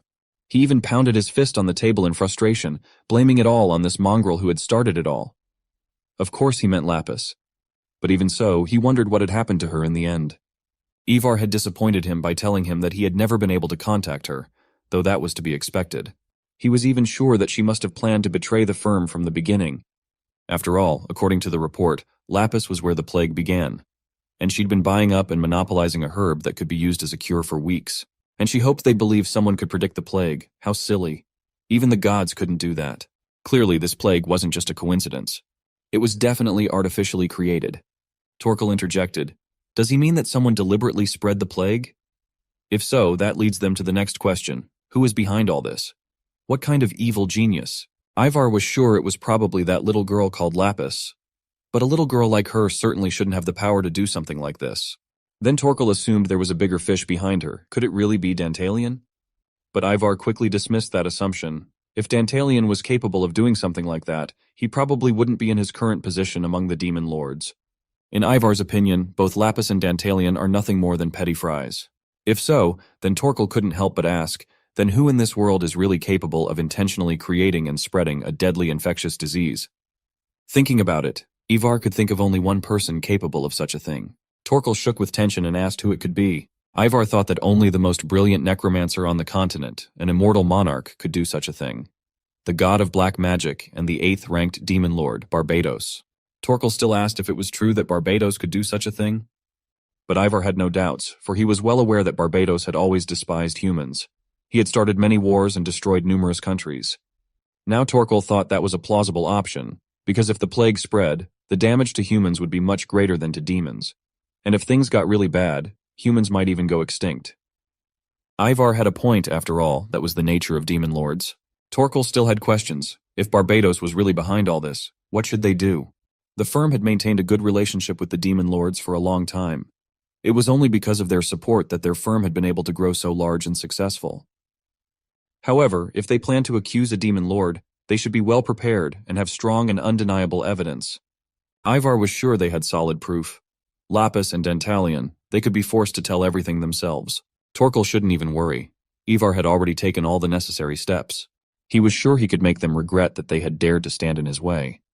Torkel was even surprised at his master's cunning. From the darkness, an assistant appeared with a message, which he immediately delivered to Ivar.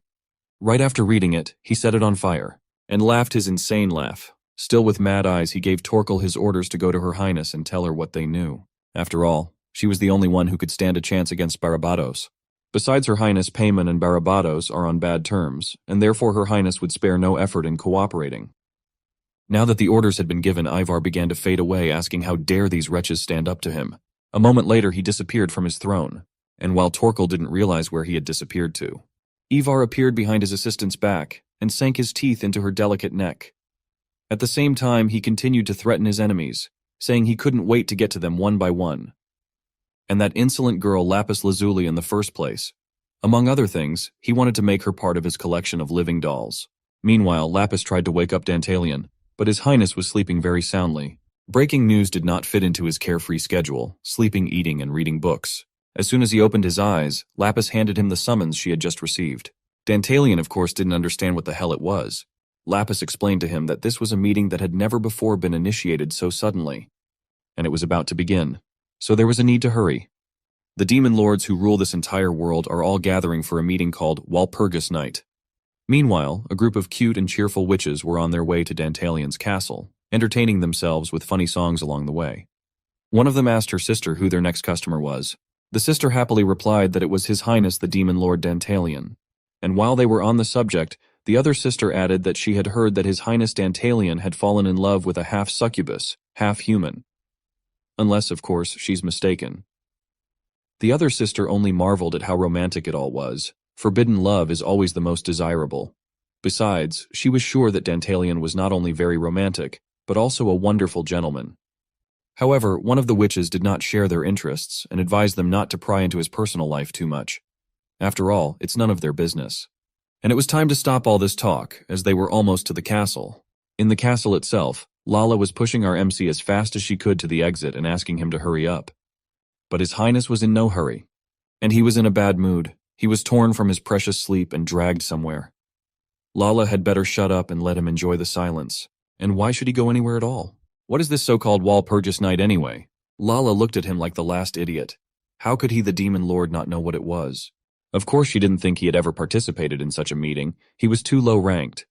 But still, she asked if he had ever participated in one before. As she expected, the answer was no. Well, in that case, she had to tell and explain what Walpurgis Night was. In this world, Walpurgis Night is a major event where the demon lords and their followers gather. Together, they address issues that go beyond national borders to maintain the order of the world. There is no set schedule for when they are held, and nearly all demon lords attend. Hearing this, Dantalian realized that she had just given him only more reasons not to want to go. His reluctance to do anything was beginning to bore Lala, but she continued to patiently explain to him why he should go. It was because the topic of the meeting this time was plague, and the meeting was to be held in Niflheim. Among other things, the headquarters of the Kunchuska firm was also located in this city. From this came the following assumption. Probably the one who initiated this Walpurgis Night is the firm, or rather its boss. And since Dantalian now has a monopoly on the miracle cure for the plague, his presence there is essential. If he's not there, all the others who will be there may come up with ideas and agreements that are unfavorable to Dantalian. They might think it's a good idea to crush him. Damn it, that was definitely not what our MC wanted. However, he still couldn't understand. What had he done so badly in this life that problems were falling on his head one after another? What Lala said was true. If the demon lords used force against him, then he would have no chance to survive. In that case, he had no other choice but to visit Walpurgis Night. And it really wasn't that bad. Since Walpurgis Night was a place for discussion, Dantalian was sure that he could come to an agreement with everyone. And even in case the worst happened, he had a plan. While he was thinking and smiling so strangely, Lala could only stare at him in incomprehension. He had an ingenious plan that he had already spent a lot of money on. But he wasn't going to reveal even Lala into his plan yet. There were more pressing matters to deal with now. Dantalian did not know how they would get to Niflheim and what Lala had in mind in this case. After all, it would be much better for the firm if he didn't show up for the meeting himself, so they were probably planning to do something to him while he was on the road. Lala wasn't stupid and had thought it all through and had already made all the necessary preparations. It was almost time. Those they were waiting for were supposed to arrive at any moment. Soon a whole group of witches swirled over them with songs and merriment. And Dantalian was quite surprised at such company. Were they really the ones who were supposed to be guarding them on their journey? These little girls in appearance, riding broomsticks. Soon they all descended to the ground, and formally thanked Dantalian and Lala for using their particular service. They had come here specifically to accompany His Highness, the Great Demon Lord, on this journey. There were as many as 5 witches, and they introduced themselves as Berbera sisters. Our MC still couldn't recover from the shock and just didn't even know what to say. He even asked Lala if all these witches were children. Are they surely going to be okay traveling with them? Maybe they would have to rescue the witches themselves.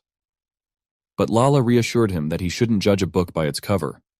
Witches have one thing in common. Once they make a contract and become a real witch, they stop growing and aging for an eternity. And the fact that all the witches here look so young is proof that they are all very talented. Probably all of these witches are at least 200 years older than Lala herself. Now our MC has gotten the picture, and he started apologizing for how rude that sounded.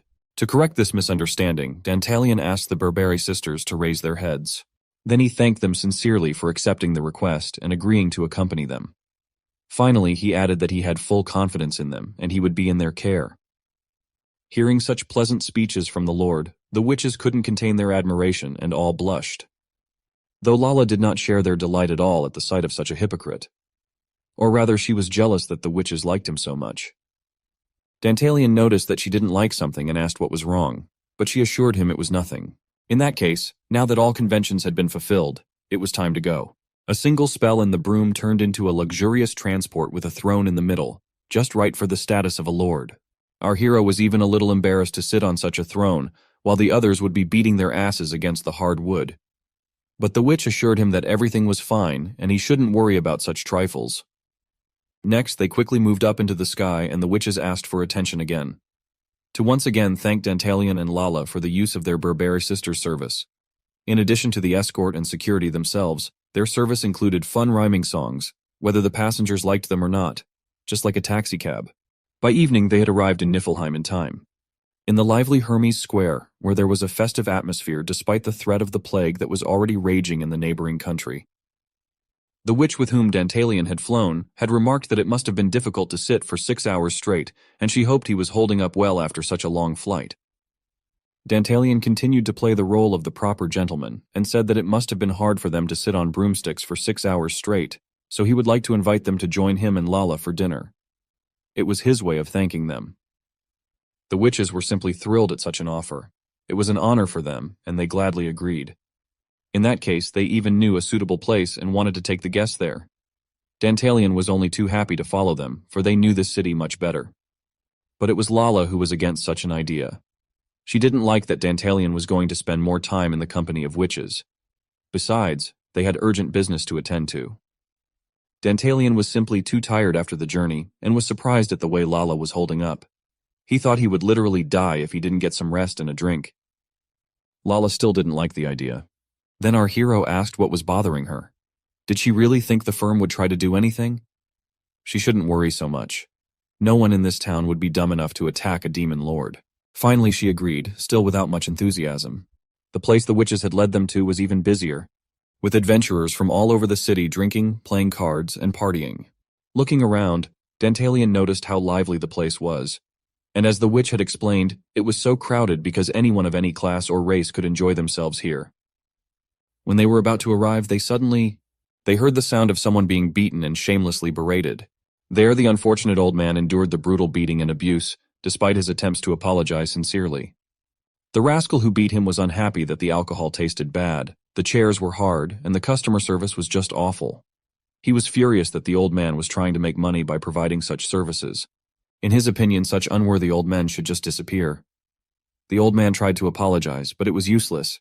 It was this scene that our hero witnessed. Dantalian immediately asked Lala, "Who is this piece of trash that dares to behave like this?" Turns out it was the 72nd ranked demon lord Andromalius. This was the biggest loser among all the demon lords. He was even lower in rank than Dantalian. He had long wondered what he looked like. Well, now he found out. As he passed one of the tables, he took a glass of wine from it. And after drinking it a little, he raised it high above him, attracting attention and clearly planning something unreasonable to amuse the crowd around him. Lala warned him not to do anything rash. But he didn't listen to her at all and threw the glass on the ground, and with a manic grin said that it looked like this trip was going to be a lot more fun than he expected. The game Dungeon Attack was at first glance an ordinary fantasy game. It was about 72 demon lords that the protagonist needed to defeat every single one of them. When the protagonist was a child, his village was destroyed by one of the demon lords. This event was the beginning of everything. Years later, the protagonist grew up and became a hero, whose goal was to defeat all the demon lords. The story follows him as he travels around the world with his companions. According to the story, the game was supposed to start in 1515, according to the imperial calendar. Now it was 1505, which meant that there were exactly 10 years until the game started, and the hero appeared. One of those who destroyed the protagonist's village and who created the opportunity for the birth of the hero was the 72nd ranked demon Lord Andromalius. And now the people in the square were watching him in horror, and it was he who was now beating the old man. The glass shattered on the ground with a clinking sound. Hearing this, Andromalius irritatedly looked in the direction where the noise came from. He wanted to find whoever had dared to interrupt his entertainment. He didn't have to look for long, for the man who was responsible for this had no intention of hiding. Moreover, he was looking at him with a snide and contemptuous smirk. It was even a little surprising. There weren't many people who would dare to publicly insult one of the demon lords. However, it didn't matter. Andromalius's pride had already been hurt. He immediately asked our MC irritably why he was staring at him. However, the latter didn't answer anything, and the smile on his face only grew wider. Such obvious disrespect and ignoring his words could not help but infuriate an arrogant demon lord like Andromalius. He was no longer able to contain his anger, and immediately headed straight for Dantalian. He was only interested in one question: why that bastard was looking at him so arrogantly and smiling. Our MC didn't plan to retreat.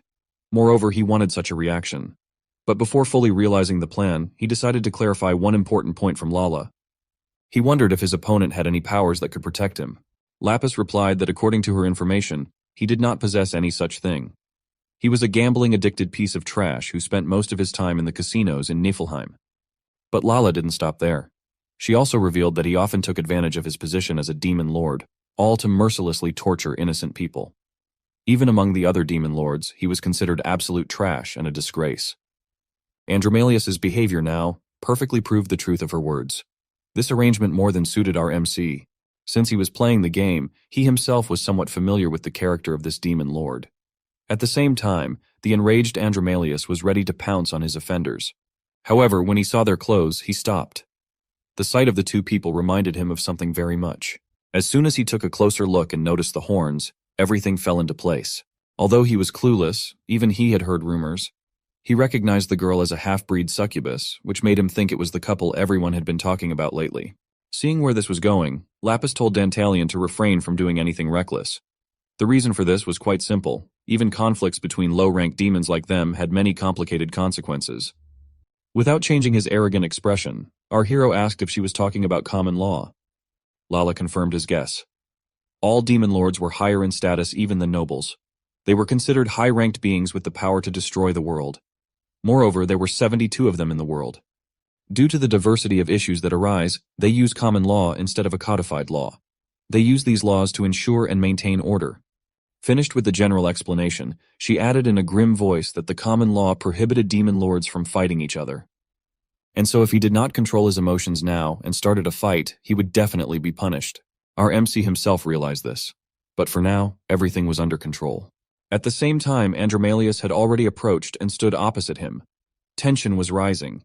At any moment, a battle could break out between two of the most trash-talking demon lords. However, as it turned out, Andromalius didn't even recognize our hero. So in the next instant, he asked Dantalian who the hell are he. Our hero didn't even think about settling the situation. He answered with the same contempt that it didn't matter at all.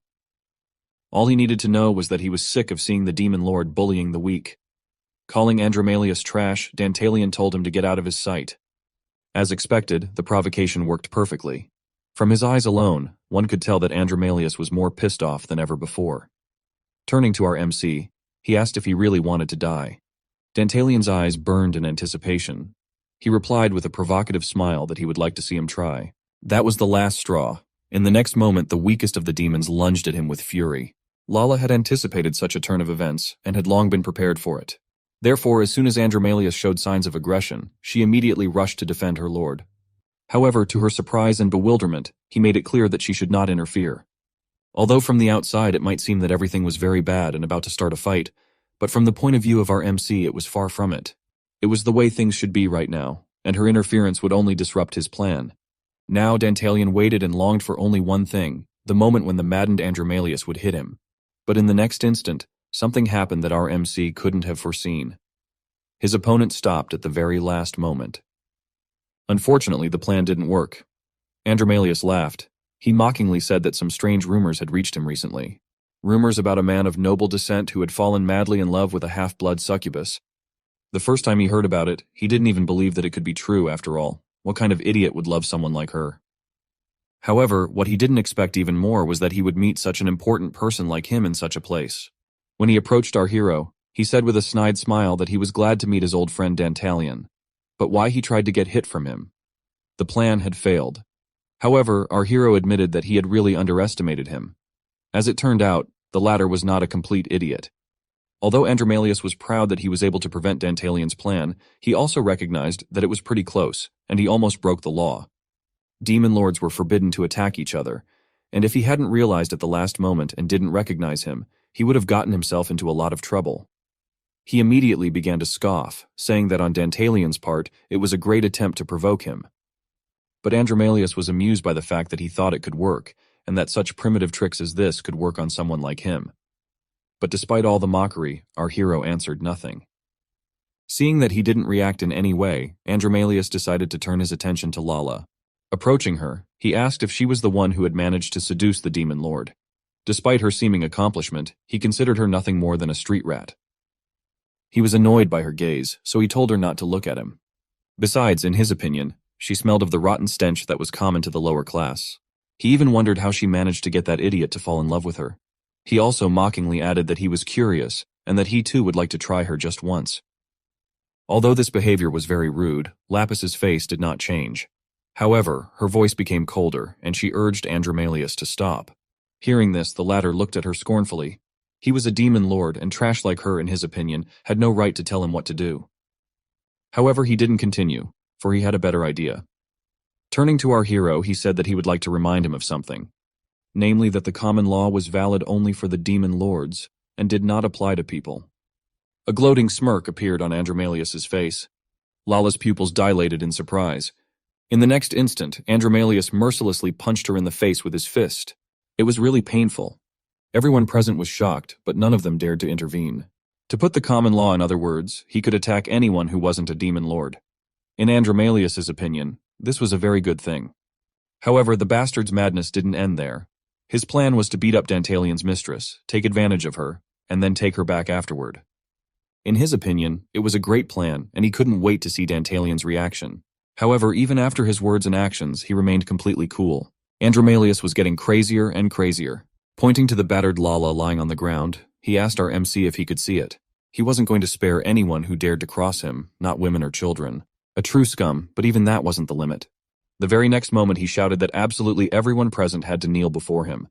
The demon lord Andromalius. Otherwise, he threatened that he would do the same to them as he did to the girl lying at his feet. Everyone present only lowered their gazes in silence. They didn't want to be in any way associated with such a crazy demon lord. Without dwelling on it, he continued to bully the defenseless Lapis. It seemed insane, because the girl was already covered in bruises and scratches and was just lying on the ground. However, that was not enough for this scum. Already in the next instant, he kicked her again. Lala cried out painfully. She was in a lot of pain, but there was nothing she could do about it. One could say that it was the nature of demons to enjoy watching others suffer. However, even demons weren't all that close to being such scum.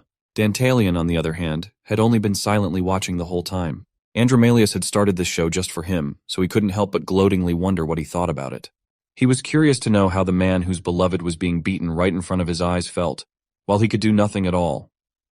Spreading his arms, he like a madman began to shout that he was the one who stood at the top of this world, and his name was the demon lord Andromalius.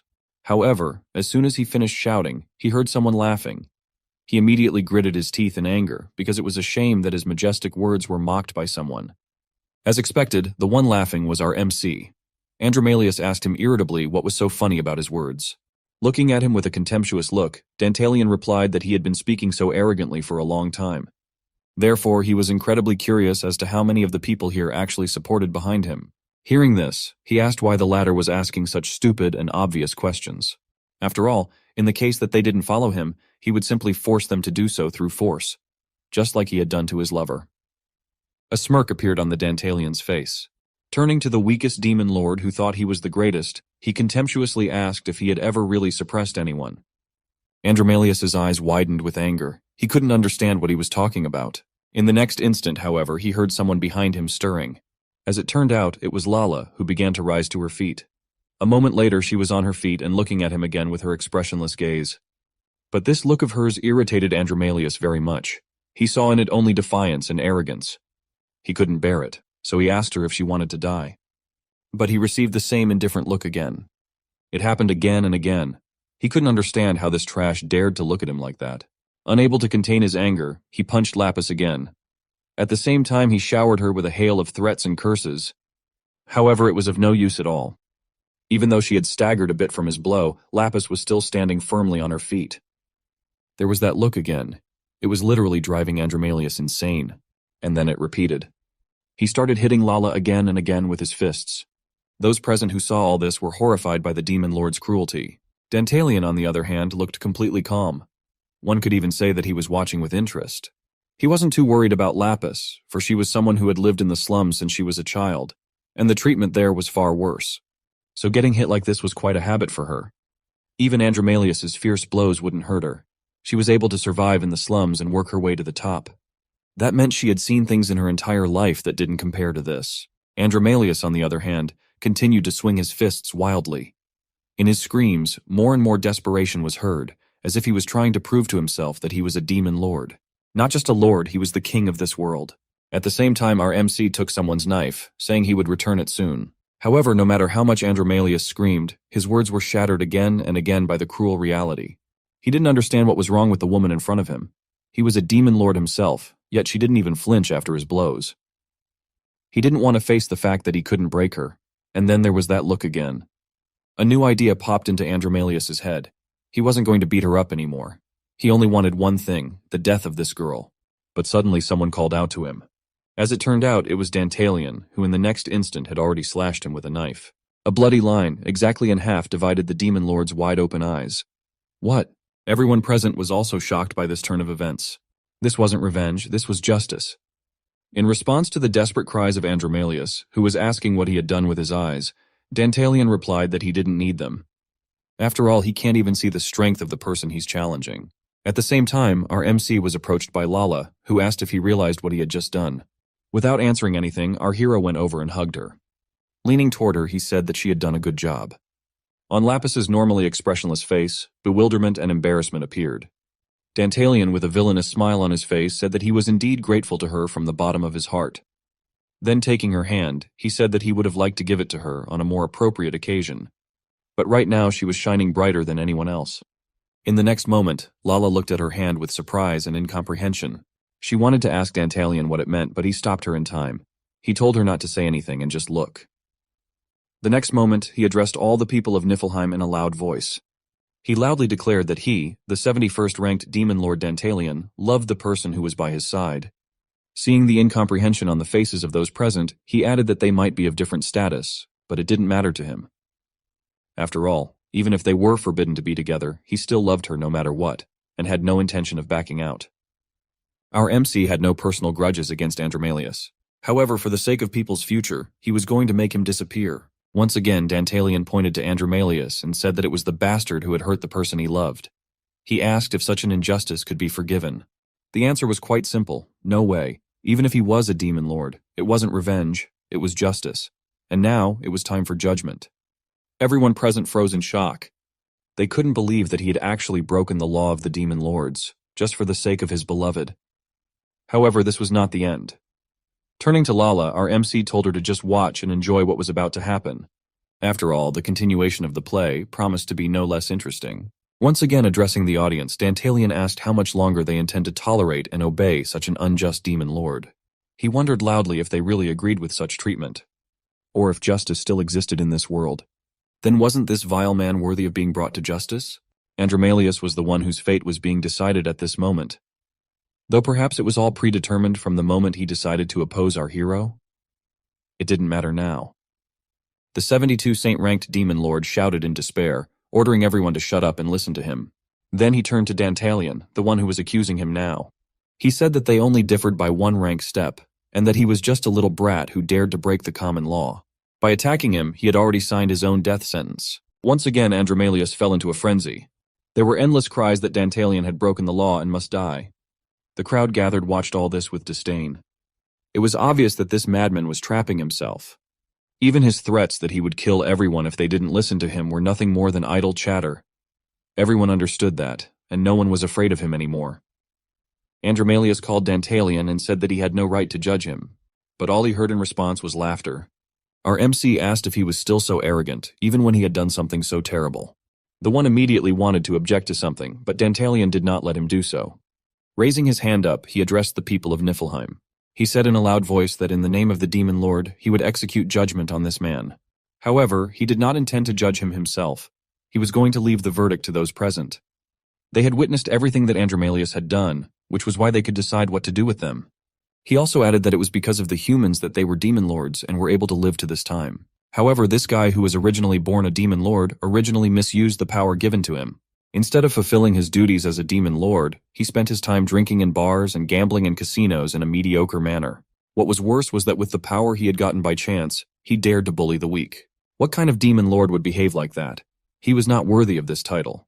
Every word our hero said hit the target and resonated with the hearts of everyone present. Now, after all he had said, Dantalian wanted to hear what the others thought about it. So he asked if, in their opinion, did he deserve to live. This was the time to rise up and confront the enemy. It was the time to become heroes who would do it for their future, and for the future of their children. Andromalius, who had been listening to this all this time, angrily shouted for the latter to shut up. He angrily started shouting to the people present to immediately grab our MC. However, despair and panic could already be heard in his words. The reason for this was not only because no one supported or listened to him. He had long since become an empty place for everyone. The reason was that he saw nothing, and our hero understood it perfectly well. Andromalius himself did not want to admit it, and only continued to shout. The fact that he didn't see anything meant that he wouldn't even know who killed him. Blinded Andromalius was even more useless than usual because of small injury our MC gave him. The furious screams of 72 ranked demon lord only confirmed the words of Dantalian. However, he was not allowed to scream for long. In the next instant, a blade was thrust into his back. Feeling the sharp pain, Andromalius asked in a less bold voice who had attacked him. However, as expected, he received no answer. Now, he was completely defenseless. The only thing he could do was to unleash another barrage of curses and threats. However, he was stopped by Dantalian, who placed his hand on his shoulder. Leaning toward the once proud demon lord, he said that he was grateful for his cooperation, for it was only because of him that everything went according to his plan. Not realizing the meaning of his words, Andromalius asked what he was talking about. After a moment, however, his attention turned to something else. He heard a sound. Multiple voices were saying only one phrase: "Kill him!" Andromalius's first thought was that those words were not referring to him, but were said about Dantalian. Convincing himself of this, he began to shout them out as well. But he was wrong, and he realized it when the approaching angry voices stopped behind him. Even Andromalius realized it. Laughing hysterically, he asked the crowd if they were serious about killing him. Getting nothing in response, he began to panic and beg them to stop. But it seems things had already gone too far. At the same time, our MC returned to his companions. He had no pity for Andromalius, for he had gotten what he deserved. It was a classic case of deserved karma. There was nothing more to add. Leaving the execution of the sentence to the people of Niflheim, Dantalian said it was time for them to return. All they heard as they left was Andromalius's desperate and pained cries for help. It was an unqualified victory, and he barely even got his hands dirty. Walking away to a quieter place, Dantalian apologized for what had happened. Saying that he was very tired, our hero offered to postpone their dinner until next time. The witches told him not to worry about them and to go rest. They also added that they would escort him to the inn. However, suddenly our hero interrupted them, asking if anyone from their group was missing. Hearing this, one of the witches quickly turned around to verify his words. Just as Dantalian had said, one of the witches was indeed missing. The one who was missing was Beatrice, and judging from the reaction of one of the sisters, this was not the first time this had happened. The witch immediately started apologizing to Dantalian, saying that her sister had a habit of wandering off somewhere. Hearing this, our hero suspected something. But without focusing on it, he replied that everything was fine. What was important was that he had one more request for them. Meanwhile, the missing Beatrice was impressed by what she saw. She had never expected to see such an impressive show from the Dantalian. However, she knew that this was just the beginning, so she was looking forward to the next show, which was going to be even more impressive. The streets of evening Niflheim were especially beautiful, and they looked peaceful and calm, even though the number of demon lords per square meter was obviously higher than usual because of the upcoming Walpurgis night. The headquarters of the Kunchuska firm, unlike the rest of the city, was surrounded by a gloomy atmosphere and fog, as one would expect for the lair of a true vampire. Inside the headquarters, Torkel scurried back and forth in search of his master, for tomorrow was already the Walpurgis night. Thorkel was so worried, for he had not been able to contact Sir Ivar for a week now. Hoping to find him at least today, he went to the gate of his office and called out to Sir Ivar. There was silence in reply. Then Torkel dared to enter and ask again if Sir Ivar had returned yet. The ancient vampire's office was, as expected, very unusual, and instead of desks and cabinets with documents and books, there were numbered coffins. Looking around, Torkel realized that his master hadn't returned yet, and asked himself where he could have been all this time. He didn't have to wonder for long, for the whistling sound of flying overhead quickly caught his attention. And in just a moment, a girl witch appeared in the window. With her bright green eyes, she looked intently at Torkel and asked him if he had kept a good and diligent enough eye on the firm. And then she jumped down easily, right up to one of the coffins. Torkel recognized her immediately and wasn't at all surprised by her presence here. He only had one question for her. Where had she been? Or rather, not her but him, Sir Ivar. It was him but in a different guise. As it turned out, he had gone to see Lapis and Dantalian with his own eyes. He played his role as a witch perfectly, sang with everyone, and even carried Lapis on his broom, who had no idea who she was flying with on her broom. He also accompanied them on their walks through the city and listened attentively to their every word. And now he could confidently say with a maniacal laugh that he had gotten a really good look at that sweet couple. Torkel was a bit in shock and didn't understand how he had managed it all. But he quickly got over his surprise and asked what his master had managed to find out. Unfortunately, things weren't going so well in that regard, and nothing new could be learned from them, for they didn't say anything about the plague. However, instead, Sir Ivar noticed something very interesting in Hermes Square. Torkel asked impatiently, what was it that he had learned? Ivar, instead of answering, laughed strangely, and replied that he had probably underestimated Dantalian a bit. But none of that mattered, because that idiot was still lost in the throes of love, and is willing to do anything for his beloved. And that means this, his main weakness is Lapis. Before entering one of the coffins, Ivar asked Torkel to inform him about the changes in Lady Payman's situation. As expected, Lady Payman was ready to support them, and assured Torkel that she would spare no effort and resources to help them. Ivar only laughed his sinister laugh in response. He was completely satisfied with this arrangement. Then he disappeared into the coffin. The lid slammed shut with a resounding thud. The coffin immediately burst into flames. The flames rose all the way to the ceiling and began to move from one coffin to another. Thus it moved from the 13th coffin to the first, where it stopped right in front of the frightened Torkel. Already from the first coffin, the old man's pale hand showed itself. And from there, Sir Ivar appeared in his usual guise. His first order to Torkel was to deliver the message word for word, as he would say it directly to Lady Payman. Again, his sinister laughter carried through the hall. Ivar was filled with anticipation for tomorrow, and he couldn't help but notice that it had been centuries since he had anticipated tomorrow so much. He was determined to repay these impudents with interest, and they had better get ready for it. 24 hours after the incident with Andromalius, the day of the Walpurgis night had arrived. The square in front of the castle was busier than ever. Rows of knights in armor were on both sides of the red carpet that awaited the arrival of the first demon lords. Finally, the first of them began to arrive, and everyone else was ordered to disperse. All the guests froze, waiting to see who would appear first. The first carriage arrived. The servants immediately lined up on either side of it and bowed in respect. The lady who came out thanked everyone for the warm welcome. It was her arrival that the servants had been looking forward to the most. It was Lady Payman herself. As soon as she came out, she asked the first servant if all the preparations she and Ivar had agreed upon were completed. The servant assured her that everything was ready and had gone smoothly. Lady Payman was glad to hear that, for she liked things to go according to plan. But one thing caught her eye: she hadn't seen any familiar faces around, so she assumed she had arrived a little too early. However, a shout behind her quickly dispelled her doubts. The next demon lord was arriving, and his coachman was yelling at the top of his voice for everyone to clear a path. Lady Payman realized almost immediately who it was that had arrived. A black carriage and equally black horses. They ran so fast that the assembled guests barely had time to scatter to save their lives. Finally, the carriage stopped. And literally before the dust had settled, the carriage passenger literally kicked the door open with a single kick of his foot. Her eyes burned with anger and rage, and she screamed all over the square about how much her ass hurt after sitting too long. But she didn't stop there. She didn't like everything. She said it smells like shit, like a damn horny sow. That little lady had a bad temper for a reason. She was the 8th-ranking demon lord. Her name was Barbados, and she was the god of black magic and disease. As soon as she saw Lady Payman, she immediately became angry and gritted her teeth. Their enmity was obvious and had probably been going on for years, because as soon as their gazes crossed, Barbados didn't miss the opportunity to call her opponent a noblewoman of easy virtue. Lady Payman did not hold back either, and also gave Barbados an angry look.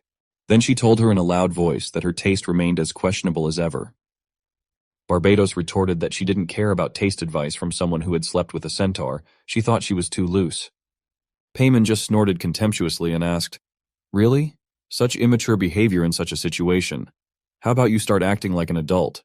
But then she wryly added that, with a body like Barbados's, it would be difficult. Besides, she'd probably already gone through a hard time trying to find a lover, hadn't she? Which means she'll probably stay childish forever. Finally, Payman asked a furious Barbados, "How about you stop talking out your inferiority complex on others?" When Barbados heard that, she just exploded with anger. She couldn't believe that she dared to step on her painful place and make jokes about her childish appearance. For that, she threatened that she was going to chop off that hanging mass of fat that Paimon had right there and right now. There was silence. No one dared to say a word for fear of being caught between two fires. Luckily, the next carriage arrived, and everyone turned their attention to it. The next demon lord arrived, and everyone was asked to step aside. Barbados looked angrily at that immortal daredevil who dared to interrupt their quarrel. As it turned out, it was our MC, Dantalian. Before leaving the carriage, he asked Lala if she was all right, and offered to hold her hand. But she declined the offer, saying it wasn't necessary. When they got out, all the guests stared at them with their mouths hanging open. They could hardly believe that this was the same Dantalian that had been rumored so much lately. Lala looked around, carefully assessing the people present. Especially the angry Barbados, who couldn't calm down, caught her attention. Lala wanted to start introducing everyone to Dantalian, but he stopped her, assuring her that he knew them. And moreover, it seems that everyone here knows exactly who they are. So Dantalian, despite the angry or curious looks that were thrown at them, advised Lala not to be afraid. It was time for them to move forward boldly. We will now travel back 30 minutes to when Dantalian and Lala arrived at Walpurgis Night. They were in their carriage, and Lala assured Dantalian that after all that had happened, she couldn't go. Dantalian felt quite calm and couldn't believe his ears. What was she talking about? Did she feel nervous? That wasn't like her at all. Besides, there would be a ball after the meeting, which of course our MC wasn't exactly thrilled about. But it'll get worse if Lala doesn't show up and he's left without a partner. Does she want him to go there alone? Lala didn't seem to like the idea anyway, and stared at Dantalian with unblinking eyes. Seeing her hurt look, he asked her what was wrong. Is it still about what happened yesterday? Why is she still furious? Remembering what happened yesterday, how Dantalian stood up for her, and declaring in front of everyone that he loved her, even with his excuses that he had no other choice and it was the only way to solve everything. Lapis couldn't stop thinking about that moment and blushed deeply. Dantalian was still waiting for her to answer. Finally, she gathered her thoughts and answered that he was wrong, and she wasn't worried at all about what he had said and done, but about Walpurgis Night. Just as a rule, only demon lords and some high-ranking demons take part in such an event. And for a low-born half-breed like her to set foot in such a place is too much of an impudence. Dantalian was surprised that she still cared about such trivial matters, but he had one option to fix it. To do so, he officially declared Lapis his fiancée, and advised her not to be afraid and to stand by him with confidence. After all, they are together the most talked-about couple in the world right now, and it would be wrong to disappoint those who were so looking forward to seeing them. Lala remained silent and only swallowed nervously. He made her blush again. She still couldn't stop thinking about this strange guy. They had spent some time together, but she still couldn't figure out what was going on in his head. Seriously, What on earth is this guy thinking? Until yesterday, she thought the whole lover thing was just an excuse to borrow money, and then that he was just using her to deflect suspicion away from himself. But it seemed that wasn't the case, or he was, and he was still playing his own games. However, the upcoming meeting stressed her the most, because a lot depended on how it would go. One wrong word and a war could break out. Even the slightest thing that happens there could affect the lives of tens and hundreds of thousands of people. In addition, the topic of the meeting was a plague, and yesterday's incident would not go unnoticed either. That's why she couldn't understand how he could stay so relaxed, calm and collected. Did he really have a plan to solve everything with maximum benefit to himself? Finally, they arrived at the castle. Dantalian immediately tensed up and prepared for action, while Lala tried to warn him of what was happening outside and tried to stop him. He had already risen with a strange smile, and was the first to get out of the carriage. Lala tried to stop him and asked him to wait for her so that she, as a servant, could get out first, but she failed. For Dantalian, like a true gentleman, held out his hand to her and suggested that she appear in the right way for the meeting. Seeing her hesitation, he again offered her to take his hand and go to the meeting. But Lala just froze in place and didn't know how she should react to all this. In the end, she decided to just walk past him, leaving him standing there with his hand outstretched like an idiot. No thanks, she wasn't ready for that yet. Dantalian was of course a little upset at such a cold attitude. But he and Lala weren't the only ones who were having trouble. There were a couple of angry demon lords who couldn't make up. Lala, seeing the tense atmosphere, tried to warn him about those who have already arrived, but no one listened to her. The fierce glances of the two angry ladies were directed at Dantalian. They were furious. However, he was not at all confused and walked straight towards them with a confident gait. Lapis had no choice but to follow him, right in the midst of the silence. Bowing in greeting, he asked if it was Lady Payman and Lady Barbados. Then he introduced himself as the 71st ranked demon lord Dantalian. Such insolence almost made Barbados charge at him. How dare such low-ranking trash speak to her like that? And even though she was in a very bad mood right now, and was barely restrained from killing someone.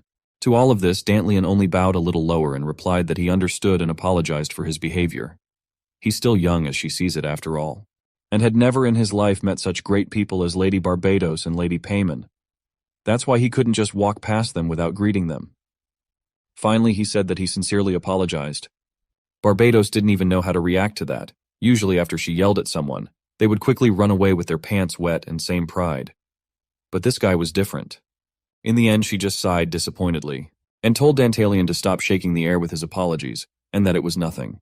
Lapis was surprised by this behavior, because who would have thought that the scary and known for her bad temper Barbados so quickly calmed down? Just turn around and walk further down the red carpet into the castle. Although she looked calm on the outside, she had a lot of questions simmering inside. How did this guy, a low-level demon lord, dare to approach the place she and Paimon were in? He wasn't scared at all. On the contrary, he seemed very confident. Smiling enigmatically, she summarized, so that's what Dantalian was like. All her thoughts were on him now. She was no longer interested in Paimon at all. Lady Payman only gave her a scornful look, and then turned to Dantalian, noting how annoying Barbados always was. Lady Payman said as politely as ever. That she hoped it would not offend him, but she had heard so much of him, Lord Dantalian. Our MC knew well that good manners and double-meaning phrases sometimes concealed much more danger than direct threats, so he was in no hurry to answer and remained silent. Then Lady Payman turned to Lapis and suggested that she was standing near Dantalian for a reason. Lapis, as soon as she heard that she was being addressed, immediately bowed in respect and replied that she was in the service of Lord Dantalian and her name was Lapis Lazuli. Lady Payman liked her answer, but still she said she need not behave so formally. After all, everything is fine and everyone here is good friends. Lapis looked at her carefully and realized that none of her words could be trusted. Looking at her focused face, Lady Payman only laughed and moved closer to get a closer look at her face. She couldn't help but notice how young and beautiful her face was. At that moment, Dantalian decided to intervene. He assured her that what she was saying was far from the truth, for everyone knows that no one dares to compete with her own beauty. Lady Payman herself even marveled at how well he said it. She even added that if you looked at him closely, he was also a very handsome young man. Dantalian replied that he was very grateful to receive such praise from Lady Payman herself. At last she too was about to go to the castle, but passing by our MC, she whispered to him that she would love to have another long conversation with him. And now she bade them farewell and assured him that they would meet again later, and with her servants she departed. Leaving Dantalian and Lapis alone, In the opinion of our MC, it was entertaining enough to talk to her. And now he invited Lala to really go. She only now realized that it was all a well-played performance and stared at him resentfully. Then Dantalian asked her what was wrong, and why did she look so pale? Before finally entering the castle, Dantalian gave one last laugh and said, "No matter how many lives I have, they're never enough." When they finally entered the castle, a number of high-ranking beings of various races were looking at them. They seemed to be waiting for their arrival. Looking around, Dantalian realized that this place was really not bad. There was just one thing. His face immediately became serious and she asked Lala, had she noticed? Of course, her sense of self-preservation was working, and right now it was just screaming to run away from this hall, where danger was felt on all sides. Dantalian also noticed something else. They were trapped here, and there was no way out. And from the moment they entered this place, it seems like everyone here is only paying attention to them, and there's no way out of that circle right now. This situation even amused Dantalian to some extent, even though he felt like a rare animal trapped in the cage. Now there was only one question. What was their role here as animals? Just a performance and fun for the assembled guests? After all, surely all those eyes were looking at them with such interest, as if they were really some rare animals that had come here to entertain everyone. Or are they all looking at them as ravenous beasts usually do before devouring their prey? In the context of such reasoning, Dantalian had only one question for Lala. Is everyone here related to the firm? Unfortunately, Lala did not know the answer to that question, because only the boss and the top management of the firm had access to information about all clients. However, what Lala could say for sure was that according to the list of participants invited to today's meeting, most of those present here belonged to 3 factions. Approximately 40% of all participants belonged to Lady Payman's faction. Another 40% belonged to Lady Barbados's faction. The remaining 20% belonged to Lord Malbus's faction or were independent. With this information, Dantalian had a rough estimate of the balance of power, but still this division into factions did not answer the more important question he had asked before. How many of those present here were actually dogs of the firm? Most of them might as well be, so it was worth looking for a way out of this cage just in case. Before he could think about it, all the chandeliers, candles, and lanterns suddenly lit up with blue magic light and faded out. The whole hall was plunged into darkness, and Lala, quietly frightened, asked Dantalian what is happening. She could see nothing. The hall was plunged into total darkness only for a few seconds, and then a small blue light appeared. It quickly burst into flames, and many of the same lights scattered around the hall, driven solely by the power of magic. Our heroes looked at them with interest, until the sound of footsteps and a cane tapping on the floor caught their attention. And out of the darkness came an elderly, commanding voice, which said, "I would now like to welcome everyone here for Walpurgis Night. Welcome." The greeter was Sir Ivar himself, who, as he himself stated, was very honored to be presiding over the meeting tonight. First, he introduced himself as Ivar Lodbrok of the Kunchuska firm, though everyone already knew who he was, except for our MC, who was meeting him in person for the first time, and he was quite intrigued by the appearance of his supposed enemy. Still, he asked Lala if this man was indeed Ivar Lodbrok. Lala confirmed his words and added that in addition to being the richest man in the entire demon world, he was an ancient vampire and the real owner of the Kunchuska firm. Lapis also said that it was only because of Dantalian that she had been forced to betray Ivar, her former employer. Dantalian only laughed when he heard this. He wondered what would happen next and how he would react to his presence here. He wondered what would happen next when the boss himself showed up. Ivar was also waiting for the right moment to get even. He had already spotted the couple and was getting impatient. He had waited long enough and he had finally found her. Lapis Lazuli. How he had underestimated her. She turned out to be a sneaky weasel. Even though she was a filthy half-breed, she still managed to outwit the oldest vampire in the world. Even more so, she became the Demon Lord's mistress. What a horrible and treacherous woman she ended up being. So he thought, and now standing in front of them, he was anticipating the moment when he would witness her fall with his own eyes. At last, he announced loudly to the whole hall, "Well then, ladies and gentlemen, I declare tonight's Walpurgis Night opened." As soon as he said that, there was a shout of displeasure from Barbados, who didn't like the fact that this old man had been yapping for so long and shaking the air with his useless speeches. She unashamedly emptied one bottle after another, while everyone watched her intently, and so did Dantalian, and especially Ivar, who suspected Barbados would be trouble as usual. As soon as the next bottle was finished, she continued to wail that she had a long journey after which she would like to drink and rest a bit. And this smelly old man with bad breath as host was no fun at all. And he makes her sick, so go get her a drink, because without booze she can't stand such weak and boring hosting. Dantalian watched this and was happy to see Barbados giving him a hard time. He even mentally supported her. Meanwhile, Ivar tried to calm her down, saying that he fully understood how tired Lady Barbados was feeling, but before he could finish, she interrupted him, asking what had just happened, old man. Did she dare to challenge her? Now Ivar had to bow and apologize, correcting that he hadn't meant to do anything like that at all. Suddenly someone from outside intervened in their conversation. It was Lady Payman, who could no longer tolerate Barbados's insolence and now stepped forward advising her to know her place. Payman stated that she was ashamed to be part of the same race as Barbados. How could she be so ungrateful? After all, Ivar had worked so hard to prepare this wonderful place for everyone. But Barbados didn't care about any of that. She was already well drunk, and the fact that her nemesis had advised her to calm down only made her more excited. As soon as she had drained the bottle of wine, she threw it at Payman, showing her contempt for her. However, she had already drunk enough to make her accuracy questionable. Perhaps it had saved the continent from a sooner war. Payman only gave her a contemptuous glance in response. Barbados continued her attempts to hurt Paimon, telling her to go home and play with her centaur. And don't even let her try to act all high and mighty. Payman couldn't take such insults anymore and replied with how vulgar, uncultured, and ill-mannered Barbados was. Does she act like that because she looks like a child? Not only does she look like a child, but her mind seems to be the same, poor thing. She didn't stop there and added that adults understand this thing called etiquette, but Barbados would probably never be able to comprehend it.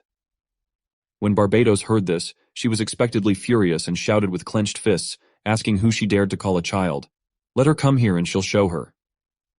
That was exactly the result Payman wanted. She wanted to make her as angry as possible and for her to do something stupid. And Barbados was now ready to lash out at her at any moment. Everything was about to witness an epic fight between the two ladies, who were just burning with rage and ready to tear each other's throats out.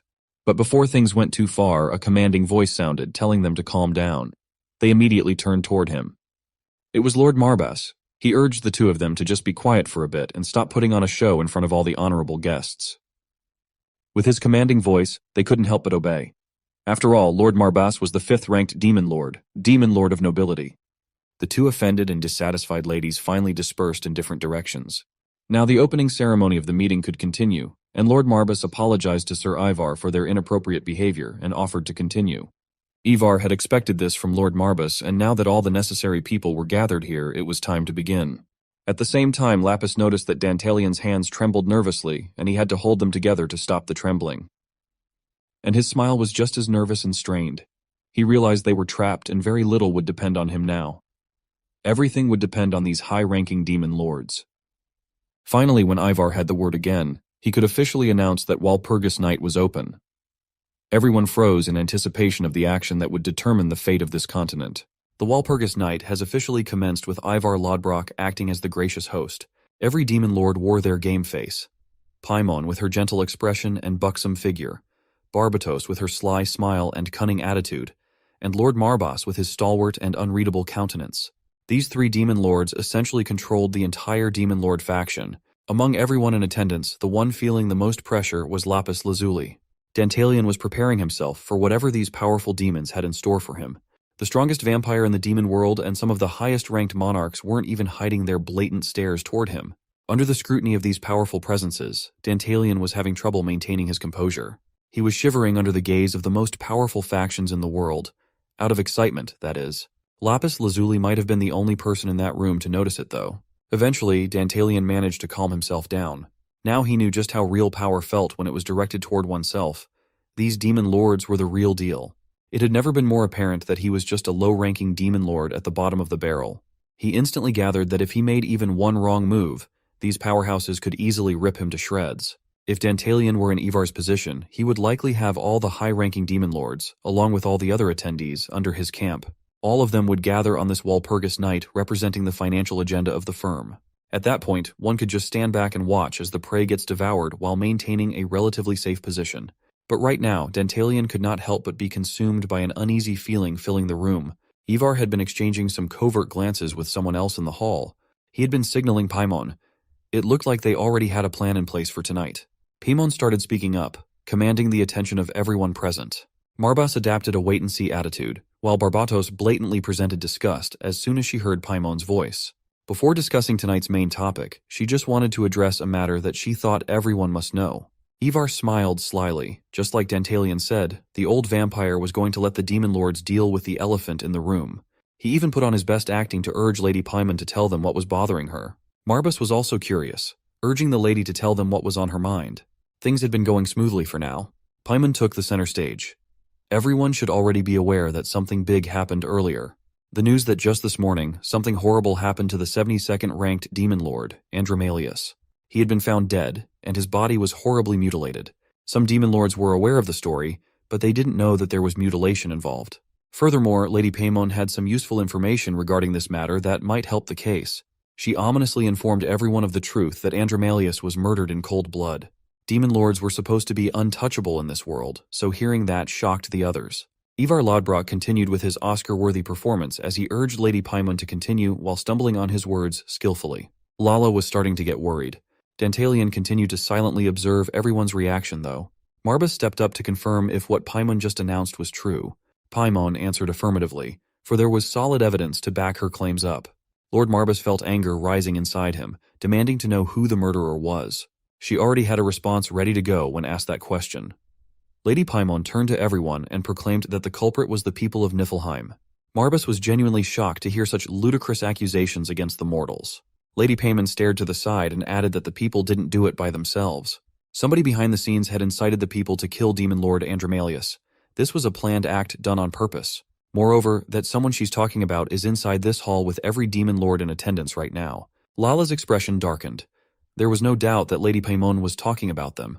But Dantalian quickly and calmly assured her that there was no need to panic now. Now he knows that Paimon is clearly trying to crush him once and for all. Otherwise, she wouldn't have bothered giving such a long-winded and badly acted speech. Ivar, Paimon, and the financial firm must be working together. For some reason, they knew exactly what went down yesterday. In this intricate puzzle, there are still a few missing pieces. Encountering Andromalius in that place yesterday happened by pure chance. If that's the case, then how long have they been watching Dantalian's movements? The only possibility would be that they have been watching his every move from the very beginning. But if that's how it is, another puzzling question arises. How and from where have they been watching? The answer lies in Lady Paimon's striking eyes. Dantalian looked at her and where she kept on looking to realize something vital. He stopped listening to the slop that she was feeding the other demon lords. Dantalian had already cracked the case. With a sly smile painting his face, he finally figured out what the opposing party knew and how. Ivar continued to play his role of instigator to get some more information out of Paimon. This time, he asked her who was the one that encouraged the people to kill a demon lord.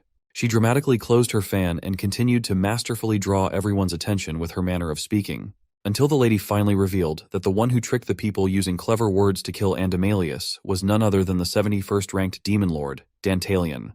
With her dramatic performance, Ivar was certain that they'd finally trapped the demon lord with nowhere else to go. Marbus, who just heard everything, now shot a sharp glance at Dantalian. Barbados, on the other hand, just looked at the alleged culprit and smiled with amusement. Dantalian and Lala had been singled out by the entire room filled with the most powerful monarchs in the continent. No matter how you look at it, this was a tough position to be in. You can realize as much based on the incredulous reactions of the demon lords. They just couldn't believe that a demon lord killed someone of their own kind. As the host of Walpurgis, Ivar raised his voice and courteously asked everyone to be quiet. Lord Marbus stepped forward to get all the facts straight. If what Paimon had been telling was the truth, then this is an incident that could shake the order of the entire demon world. Lady Paimon confirmed that that's the case. She swore that she spoke nothing but the truth tonight. She's hereby formally accusing Demon Lord Dantalian of committing a grave crime and proposing that a hearing must be held at once. The old vampire was already celebrating inwardly. They already have witnesses prepared to testify. There's no way that Dantalian could get away with this anymore. But as the host, he must maintain his composure when asking Dantalian if he has any objections to the proposal of holding a trial against the crime. With a confident smile, Ivar wasn't even afraid of anything that the 71st ranked demon lord could say to defend his name. Lala anxiously looked at the man that she decided to tie her destiny with. Dantalian finally opened his mouth to answer that, no, he has absolutely no objections to the proposal of a trial. He then continued, everything happened just as Lady Paimon so eloquently stated. She wasn't expecting an admittance to a crime to come this early. Ivar was shocked too. They've prepared so extensively to get Dantalian cornered, but the guy just pleaded guilty right from the get-go. They couldn't believe what they had just heard, so they asked Dantalian for confirmation. The demon lord just calmly restated what was said earlier, that he was the one who incited the people to kill Andromalius. No one was expecting him to respond in that way, not even Ivar and Paimon. Lala quietly and anxiously observed what was about to happen. Hearing him admit to his crime gave Paimon a bad feeling. Dantalian continued to nail his confession of inciting the people of Niflheim even harder. Inside his mind, the pieces of the grand puzzle slowly piled up. All the suspicions and doubts he harbored started to make sense. He finally cracked the case. With everything in order, the little events that led to this night had finally come together. Dantalian was already aware of Ivar's goal. It was clear from the start that he had already joined forces with Lady Paimon. Those two intended to use the Andromalius incident as a convenient excuse for their objective. They wanted to completely destroy Dantalian and ultimately steal the black herb cure he hoarded for the plague. With their methods, they already knew everything that went down in the Andromalius incident. However, it really was just a coincidence that Dantalian chose that town square to go to. Everything that led up to the two demon lords' interaction was pure chance. So, the question arises, how would they know? Dantalian could only think of one feasible explanation. It's highly likely that they've been watching his every move, right from the beginning. And the one who had been watching has conveniently disappeared yesterday. Beatrice of the Baraber sisters. So what reason could they possibly have to keep an eye on a low-ranked demon lord? They already had Paimon in the first place. With her power and influence, there should have been no need for the firm to go through all this trouble. It would have been quicker and more convenient for them to attack Dantalian the old-fashioned way. He's just a low-ranking demon lord after all. With Andromalius gone, he's actually the lowest-ranking one. So why didn't they just get rid of him? The only feasible answer was that they couldn't touch him right now. They have to go through all this trouble of arranging a meeting and going through all this crap for some reason. And it had to be on a Walpurgis night. Dantalian can already see the answer getting clearer. It is Paimon that made him realize everything. He noticed the stares from those around him ever since arriving at the venue. But Ivar and Paimon were the exception. It might seem like they were looking at Dantalian, but they weren't. Uncharacteristic of their character, they were feeling what you'd call discomfort. So, who exactly was this duo trying to look for? Based on this world's logical line of thinking, it's completely impossible to predict the descent of a plague. It's only natural for most to think that someone intentionally created and spread the sickness. But who could have done such a heinous thing? The first and only person that comes to mind is also in this gigantic room. She is someone that Paimon has had on her mind the entire time. The god of black magic and disease, 8th-ranked demon lord, Barbatos. Paimon and Ivar must have incorrectly assumed that she was the mastermind behind the plague and everything else. It clears the whole situation up. Those two must think that the 71st-ranked demon lord, Dantalian, is merely a puppet of a bigger player. That's why they decided to put some eyes on him, to figure out his relationship with Barbatos. If they were to attack him, it could lead to a war with Barbatos and 40% of the demon lords. This assumption has brought them to this current situation, a place where demon lords and nobles are in attendance. Paimon must think that cornering him with a criminal trial would reveal his imaginary connections with Barbatos. With so many of the elites in this room, Barbatos would have no other choice but to deny having any so-called connections to him, leaving Dantalian to fend for himself. And all that would be left to do is to bring his head to swift justice for bringing about the plague and stealing the cure for profit. Dantalian must admit that this Ivar guy was quite cunning. He could even feel a shred of respect for the old vampire. He's certainly different from the guys that Dantalian had met before. Ivar is undoubtedly the strongest and smartest man that our MC has encountered thus far. However, he doesn't really care about all that. The fact stands that Paimon and Ivar are gunning for the big fish, Barbatos. That means that as powerful as she is, the god of black magic and disease is not one of them. But what about that silent but deadly Marbas? As far as Dantalian knows, Marbas is a high-ranking noble demon lord. If he knew all the information underneath, that man wouldn't even bother going through all this trouble. He's the type to not be afraid to put even someone like Barbatos on the hot seat to be questioned. In other words, Dantalian was really just going against two people in this room. They're picking a fight with a noob demon lord, thinking that they are more than enough to take down someone so irrelevant. Dantalian would gladly accept that underestimation just to show them that things won't always go according to their plans. Ivar was already flustered. He was stumbling on his words, trying to confirm if Dantalian confessed to everything that was laid down. Our boy confidently doubled down on what was already established and asked the host if he had a problem with that. Ivar was slipping. This is not how things were supposed to go. He could not predict just what in the hell this nobody demon lord was thinking. Dantalian added that he just did what had to be done, for he has his reasons for doing so. He asked the nobles if they could just hold the hearing of his case as planned. Now, that one was something that Ivar would gladly do. But before starting, Dantalian wanted to ask for one more thing, and it involved the old vampire. That guy's pretending to be fair, but he's as crooked as can be. He's basically holding this entire meeting while stacking the advantage and watching everything unfold from his special seat. Dantalian thinks that it's about time for this old man to get down from that seat. It's a real eyesore after all. For the next phase, he called the attention of Demon Lord Marbus. In a dispute between demon lords, it's only natural that another of the same stature should act as a judge. Dantalian bowed and politely asked Lord Marbus, the highest-ranking demon lord in the room, to take the role of judge and preside over the case justly. Marbus could see the merit of what Dantalian stated and thought about the request. He turned to Ivar and insisted that Dantalian was right. It is true that this matter would be too much for someone without the demon lord title to handle. The noble lord would like to ask Ivar to hand over the reins and take over as the host. Grandpa Vampire wasn't too thrilled, but he had to concede. Lord Marbus holds a very high position in the Demon Lord after all. When Paimon was asked the same thing, she also didn't have any objections to letting Lord Marbus preside over the hearing. With that, things have been finalized. The case of Dantalian will be entrusted to the 5th-ranking Demon Lord of the realm. As the accused, Dantalian will be given the chance to prove his innocence in the center of the room, under scrutiny. Things have been going smoothly for him. Before stepping forward, he asked Lala if that matter had been taken care of. She resolutely answered that it was. It's ready whenever they need it. That's good news for Dantalian. He'll give the signal if they need to bring it out, so Lala must watch closely. She's the only one paying attention to him, and she's the most confused as to why in the world this guy was laughing in such a serious predicament. Inside Dantalian's mind, he was already welcoming Lady Paimon to enjoy this game of wits that they were about to enter. Every step he took toward the center of the room felt heavier and heavier.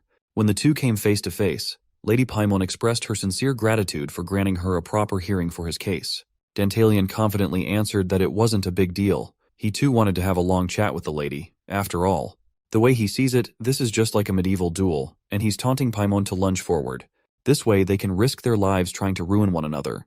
They can go at it all day long until one finally dies. Lord Marbus was a no-nonsense type of guy. Both parties are up, and the hearing will start. After both camps have stated both sides of the story, the correct and justified side will be decided through a majority vote. Dantalian was already expecting something like this. A majority vote system sounds like something these demon lords would come up with.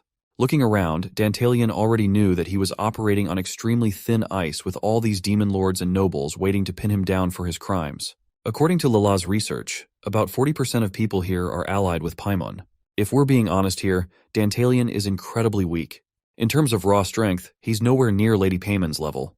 But he's equipped with an unquantifiable power, the knowledge he has from playing Dungeon Attack. He also had another thing that would help immensely, the Apostle of Aphrodite's ability. He also used it back at the castle during the tutorial phase. Back then, it was temporarily set at max level, giving him the ability to read other people's thoughts. Dantalian chose it as a permanent ability after clearing the tutorial, but it was reset at level 1.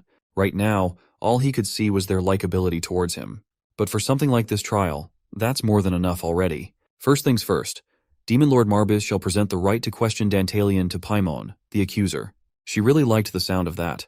She was just itching to bombard him with inquiries. Lady Paimon's first question was just a restatement of a previous one. She recounted that yesterday, Dantalian was at Hermes Square in Niflheim, where despite knowing that the other person was a demon lord, he still skillfully convinced the townspeople to kill Andromalius. The ball is in his court now. It's up to him whether to deny or accept the details of the story. And he accepted every fact presented without a fuss. But he wanted to answer and clarify some of the specifics more precisely. Although Paimon may already be aware of what he'll say next, he'll still say it. Before the people of Niflheim mercilessly slaughtered the demon lord, Dantalian admitted to slashing Andromalius's eyes, effectively blinding the imbecile. Even the stoic Lord Marbus was shocked by that confession. The same goes for the other demon lords. They think that Dantalian was an idiot digging his own grave, an idiot who has forgotten what the common law states. But Dantalian did not stop there. He admitted that even if the people hadn't been there to kill the moron, regardless of whether he was a demon lord or not, Dantalian would have ripped out that trash bag's heart out and cut his head off afterward. Now he's really done it. He has earned the rage of Lady Paimon. As for the rest of the demon lords and nobles, they stopped looking at Dantalian like prey. They started looking at him with fear of how crazy he sounded. Lala was starting to sweat. Her fate relied on this trial as much as her lord did. Using the Apostle of Aphrodite, Dantalian watched as his favorability level amongst the crowd started plummeting. Ivar quietly laughed by himself, branding the lowest-ranking demon lord as a fool. That he must have lost it under the pressure of the trial and interrogation.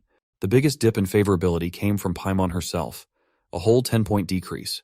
She did not like that this guy referred to a demon lord as trash, advising him to be more careful with how he spoke from now on.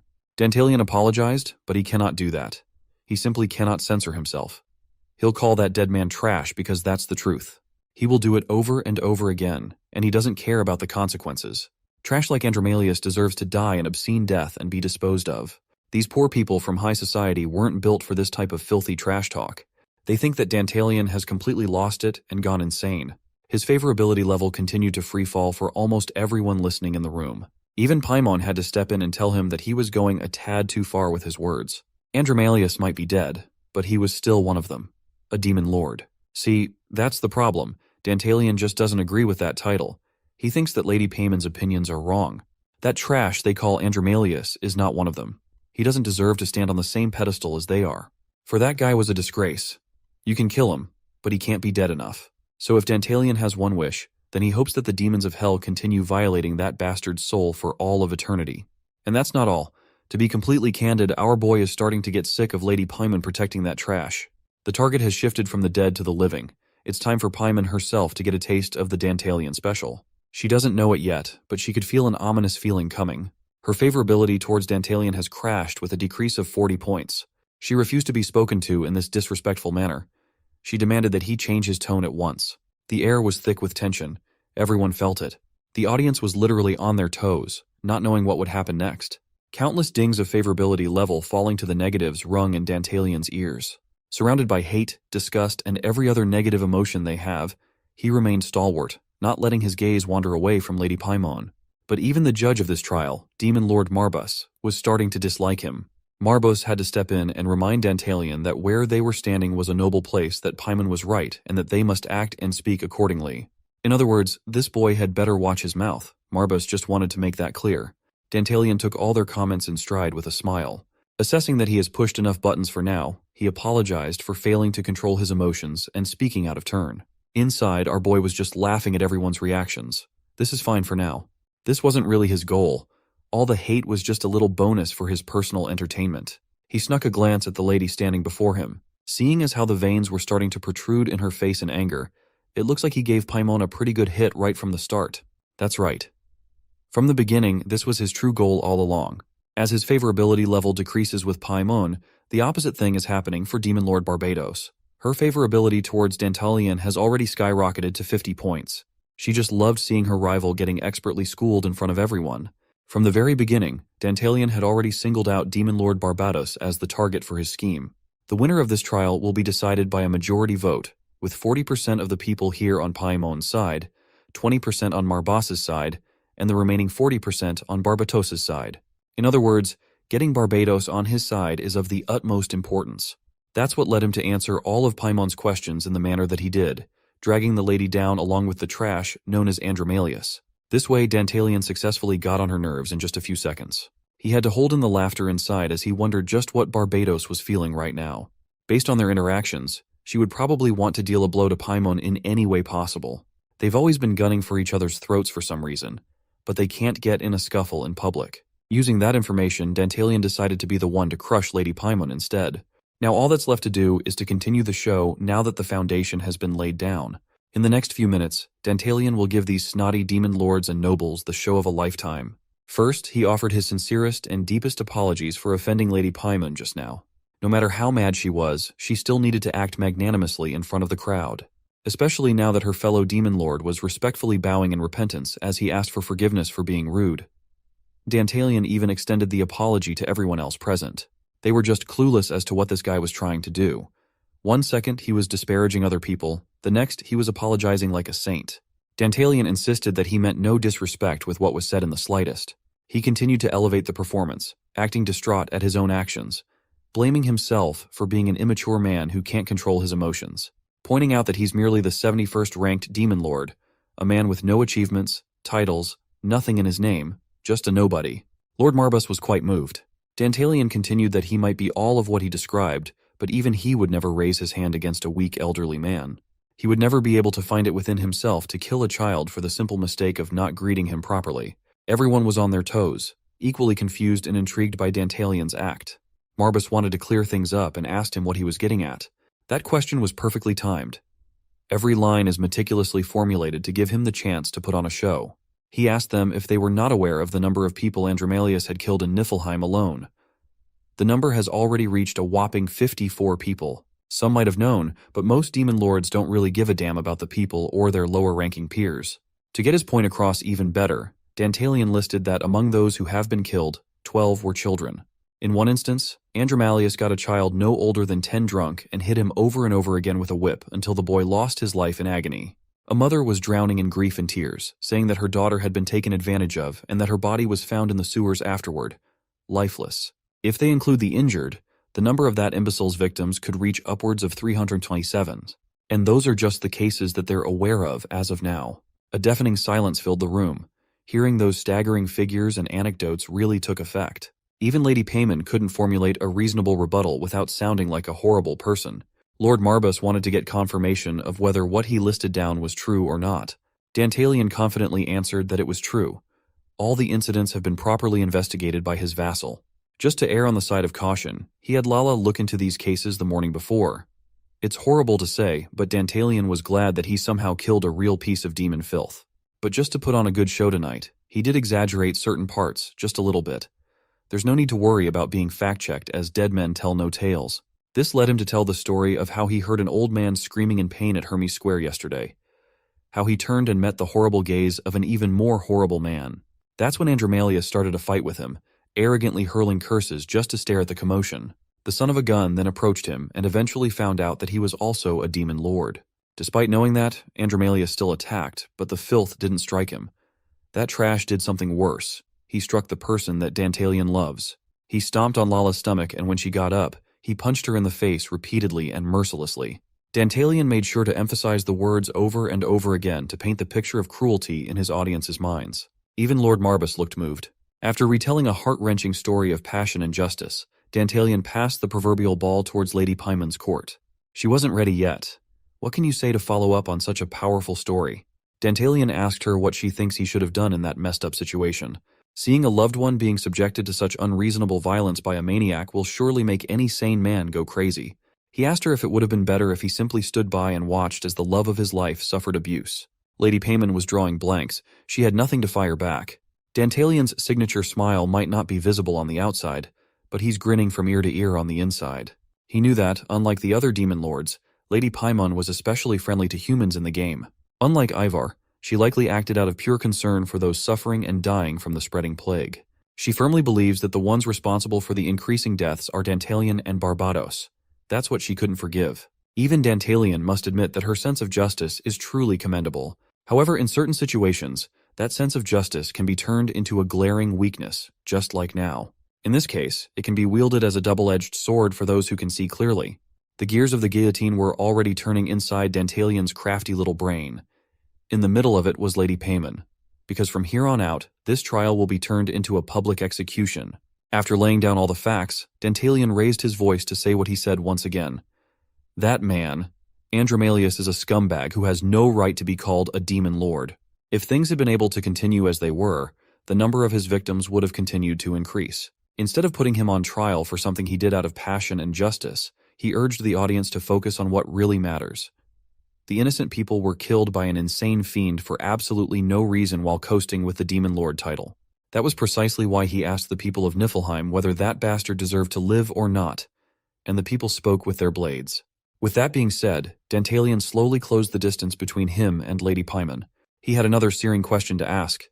After hearing everything, will Paimon still consider that villain to be one of them? Will she continue defending him until the very end, even if the image of all demon lords would be tarnished because of one scumbag? Dantalian only wanted to hear her give a clear answer for everyone to hear and judge, right here, right now. Lady Payman felt cold sweat all over her body. They didn't account for this type of game. This wasn't how the trial was supposed to go. Deep down, she already knew that the correct answer was to relinquish any association he had with Andromalius. But that would mean conceding against an inferior demon lord in Dantalian. She squirmed and mumbled, struggling to settle with the next words to say while Dantalian watched with the eyes of a hawk, carefully paying attention to every detail. Lord Marbus was also starting to lean to the side of Dantalian's story. The awkward tension filling the room was broken by a hearty laugh coming from Barbados. She praised the 71st ranked demon lord for laying everything down masterfully. And on behalf of every demon lord in attendance, she would like to extend their gratitude for getting rid of that pest. Barbados continued to laugh as she gave the signal to her faction to agree. Even those that are on her side didn't dare to laugh with her. As the notifications from the Apostle of Aphrodite started flooding in, Ivar Lodbrok, Lapis Lazuli, and every single person in that room, no matter the rank, had the same question in their mind. What the hell was going on? Lala still didn't understand what the hell was going on right now, and the reaction of the other demon lords made her uneasy too. In her opinion, the stakes were too high to put on a show like Dantalian had done, but apparently some of them liked it, and Barbatos laughed the loudest. Now all attention turned to her. Dantalian expected it, she took the bait, but Lady Paimon, probably for the first time, didn't know what to say to her. All her supposed advantage had evaporated. Barbatos began to applaud Dantalian, noting that he had said it all very well. But she didn't stop there, and even revealed that she too, to be honest, had wanted to kill Andromalius for a while. But that worm had been hiding from her view quite well. Now she was very glad that this piece of trash was now dead. For such a deed, she was even ready to thank Dantalian again. But her praise and clapping echoed amidst the silence of the hall. The other demon lords were still in shock at what they had heard, and were in no hurry to voice their opinions on the matter. This began to irritate Barbatos, and she did not hesitate to speak her mind as usual. In a commanding tone, she asked what was wrong with all of them. Are they really going to defend this bastard's actions? They wouldn't, would they? Saying that, Barbatos looked at them with such a frightening look that they simply had no other choice. The rest of the demon lords and nobles quickly began to come to their senses, and started clapping supporting Dantalian. There were more and more of them. Such obedient behavior pleased Barbatos. They had made the right choice, and today would be a blessed day for them, since now no one would be able to accuse them of being wrong. If the rest of the demon lords and nobles knew that those present here had defended that piece of trash on Walpurgis night, they would definitely laugh off such pathetic, spineless losers. Such words had the expected effect, and soon the entire hall was filled with clapping for Dantalian. As much as Ivar disliked it, there was nothing he could do now. Soon those who supported Dantalian became so numerous that even some of those who belonged to the Paimon faction were already opposing her. Barbatos was sure that the people of the Niflheim were praising Dantalian now for the favor he had done them. She liked him a lot, and she wasn't going to hide it. Someone who dared to break the law for a person he loved and got rid of a filthy bastard deserved respect. Barbatos was sure he was a hero, and she wasn't going to keep quiet about it. After saying that, she laughed again. The fact that a demon lord being a hero seemed brilliant to her. She even asked Paimon if she thought the same thing. But Paimon herself couldn't answer her jokes yet. She was horrified that everyone was clapping for Dantalian and Barbatos. She mentally ordered them all to stop, asking what they were all applauding for. She wanted it all to stop, and she just didn't understand how Dantalian, despite the fact that he was the one who had broken the common law, had come out the winner of the audience's sympathy. How could that even happen? Meanwhile, the clapping continued. It was beginning to get on Lord Marbus's nerves. It was time for it to stop. Marbus shouted, "Silence!" Everyone immediately fell silent. Looking at Dantalian and Barbatos, Marbus accused them that this applause just now was a deliberate disruption of this hearing, and they must not allow it from now on.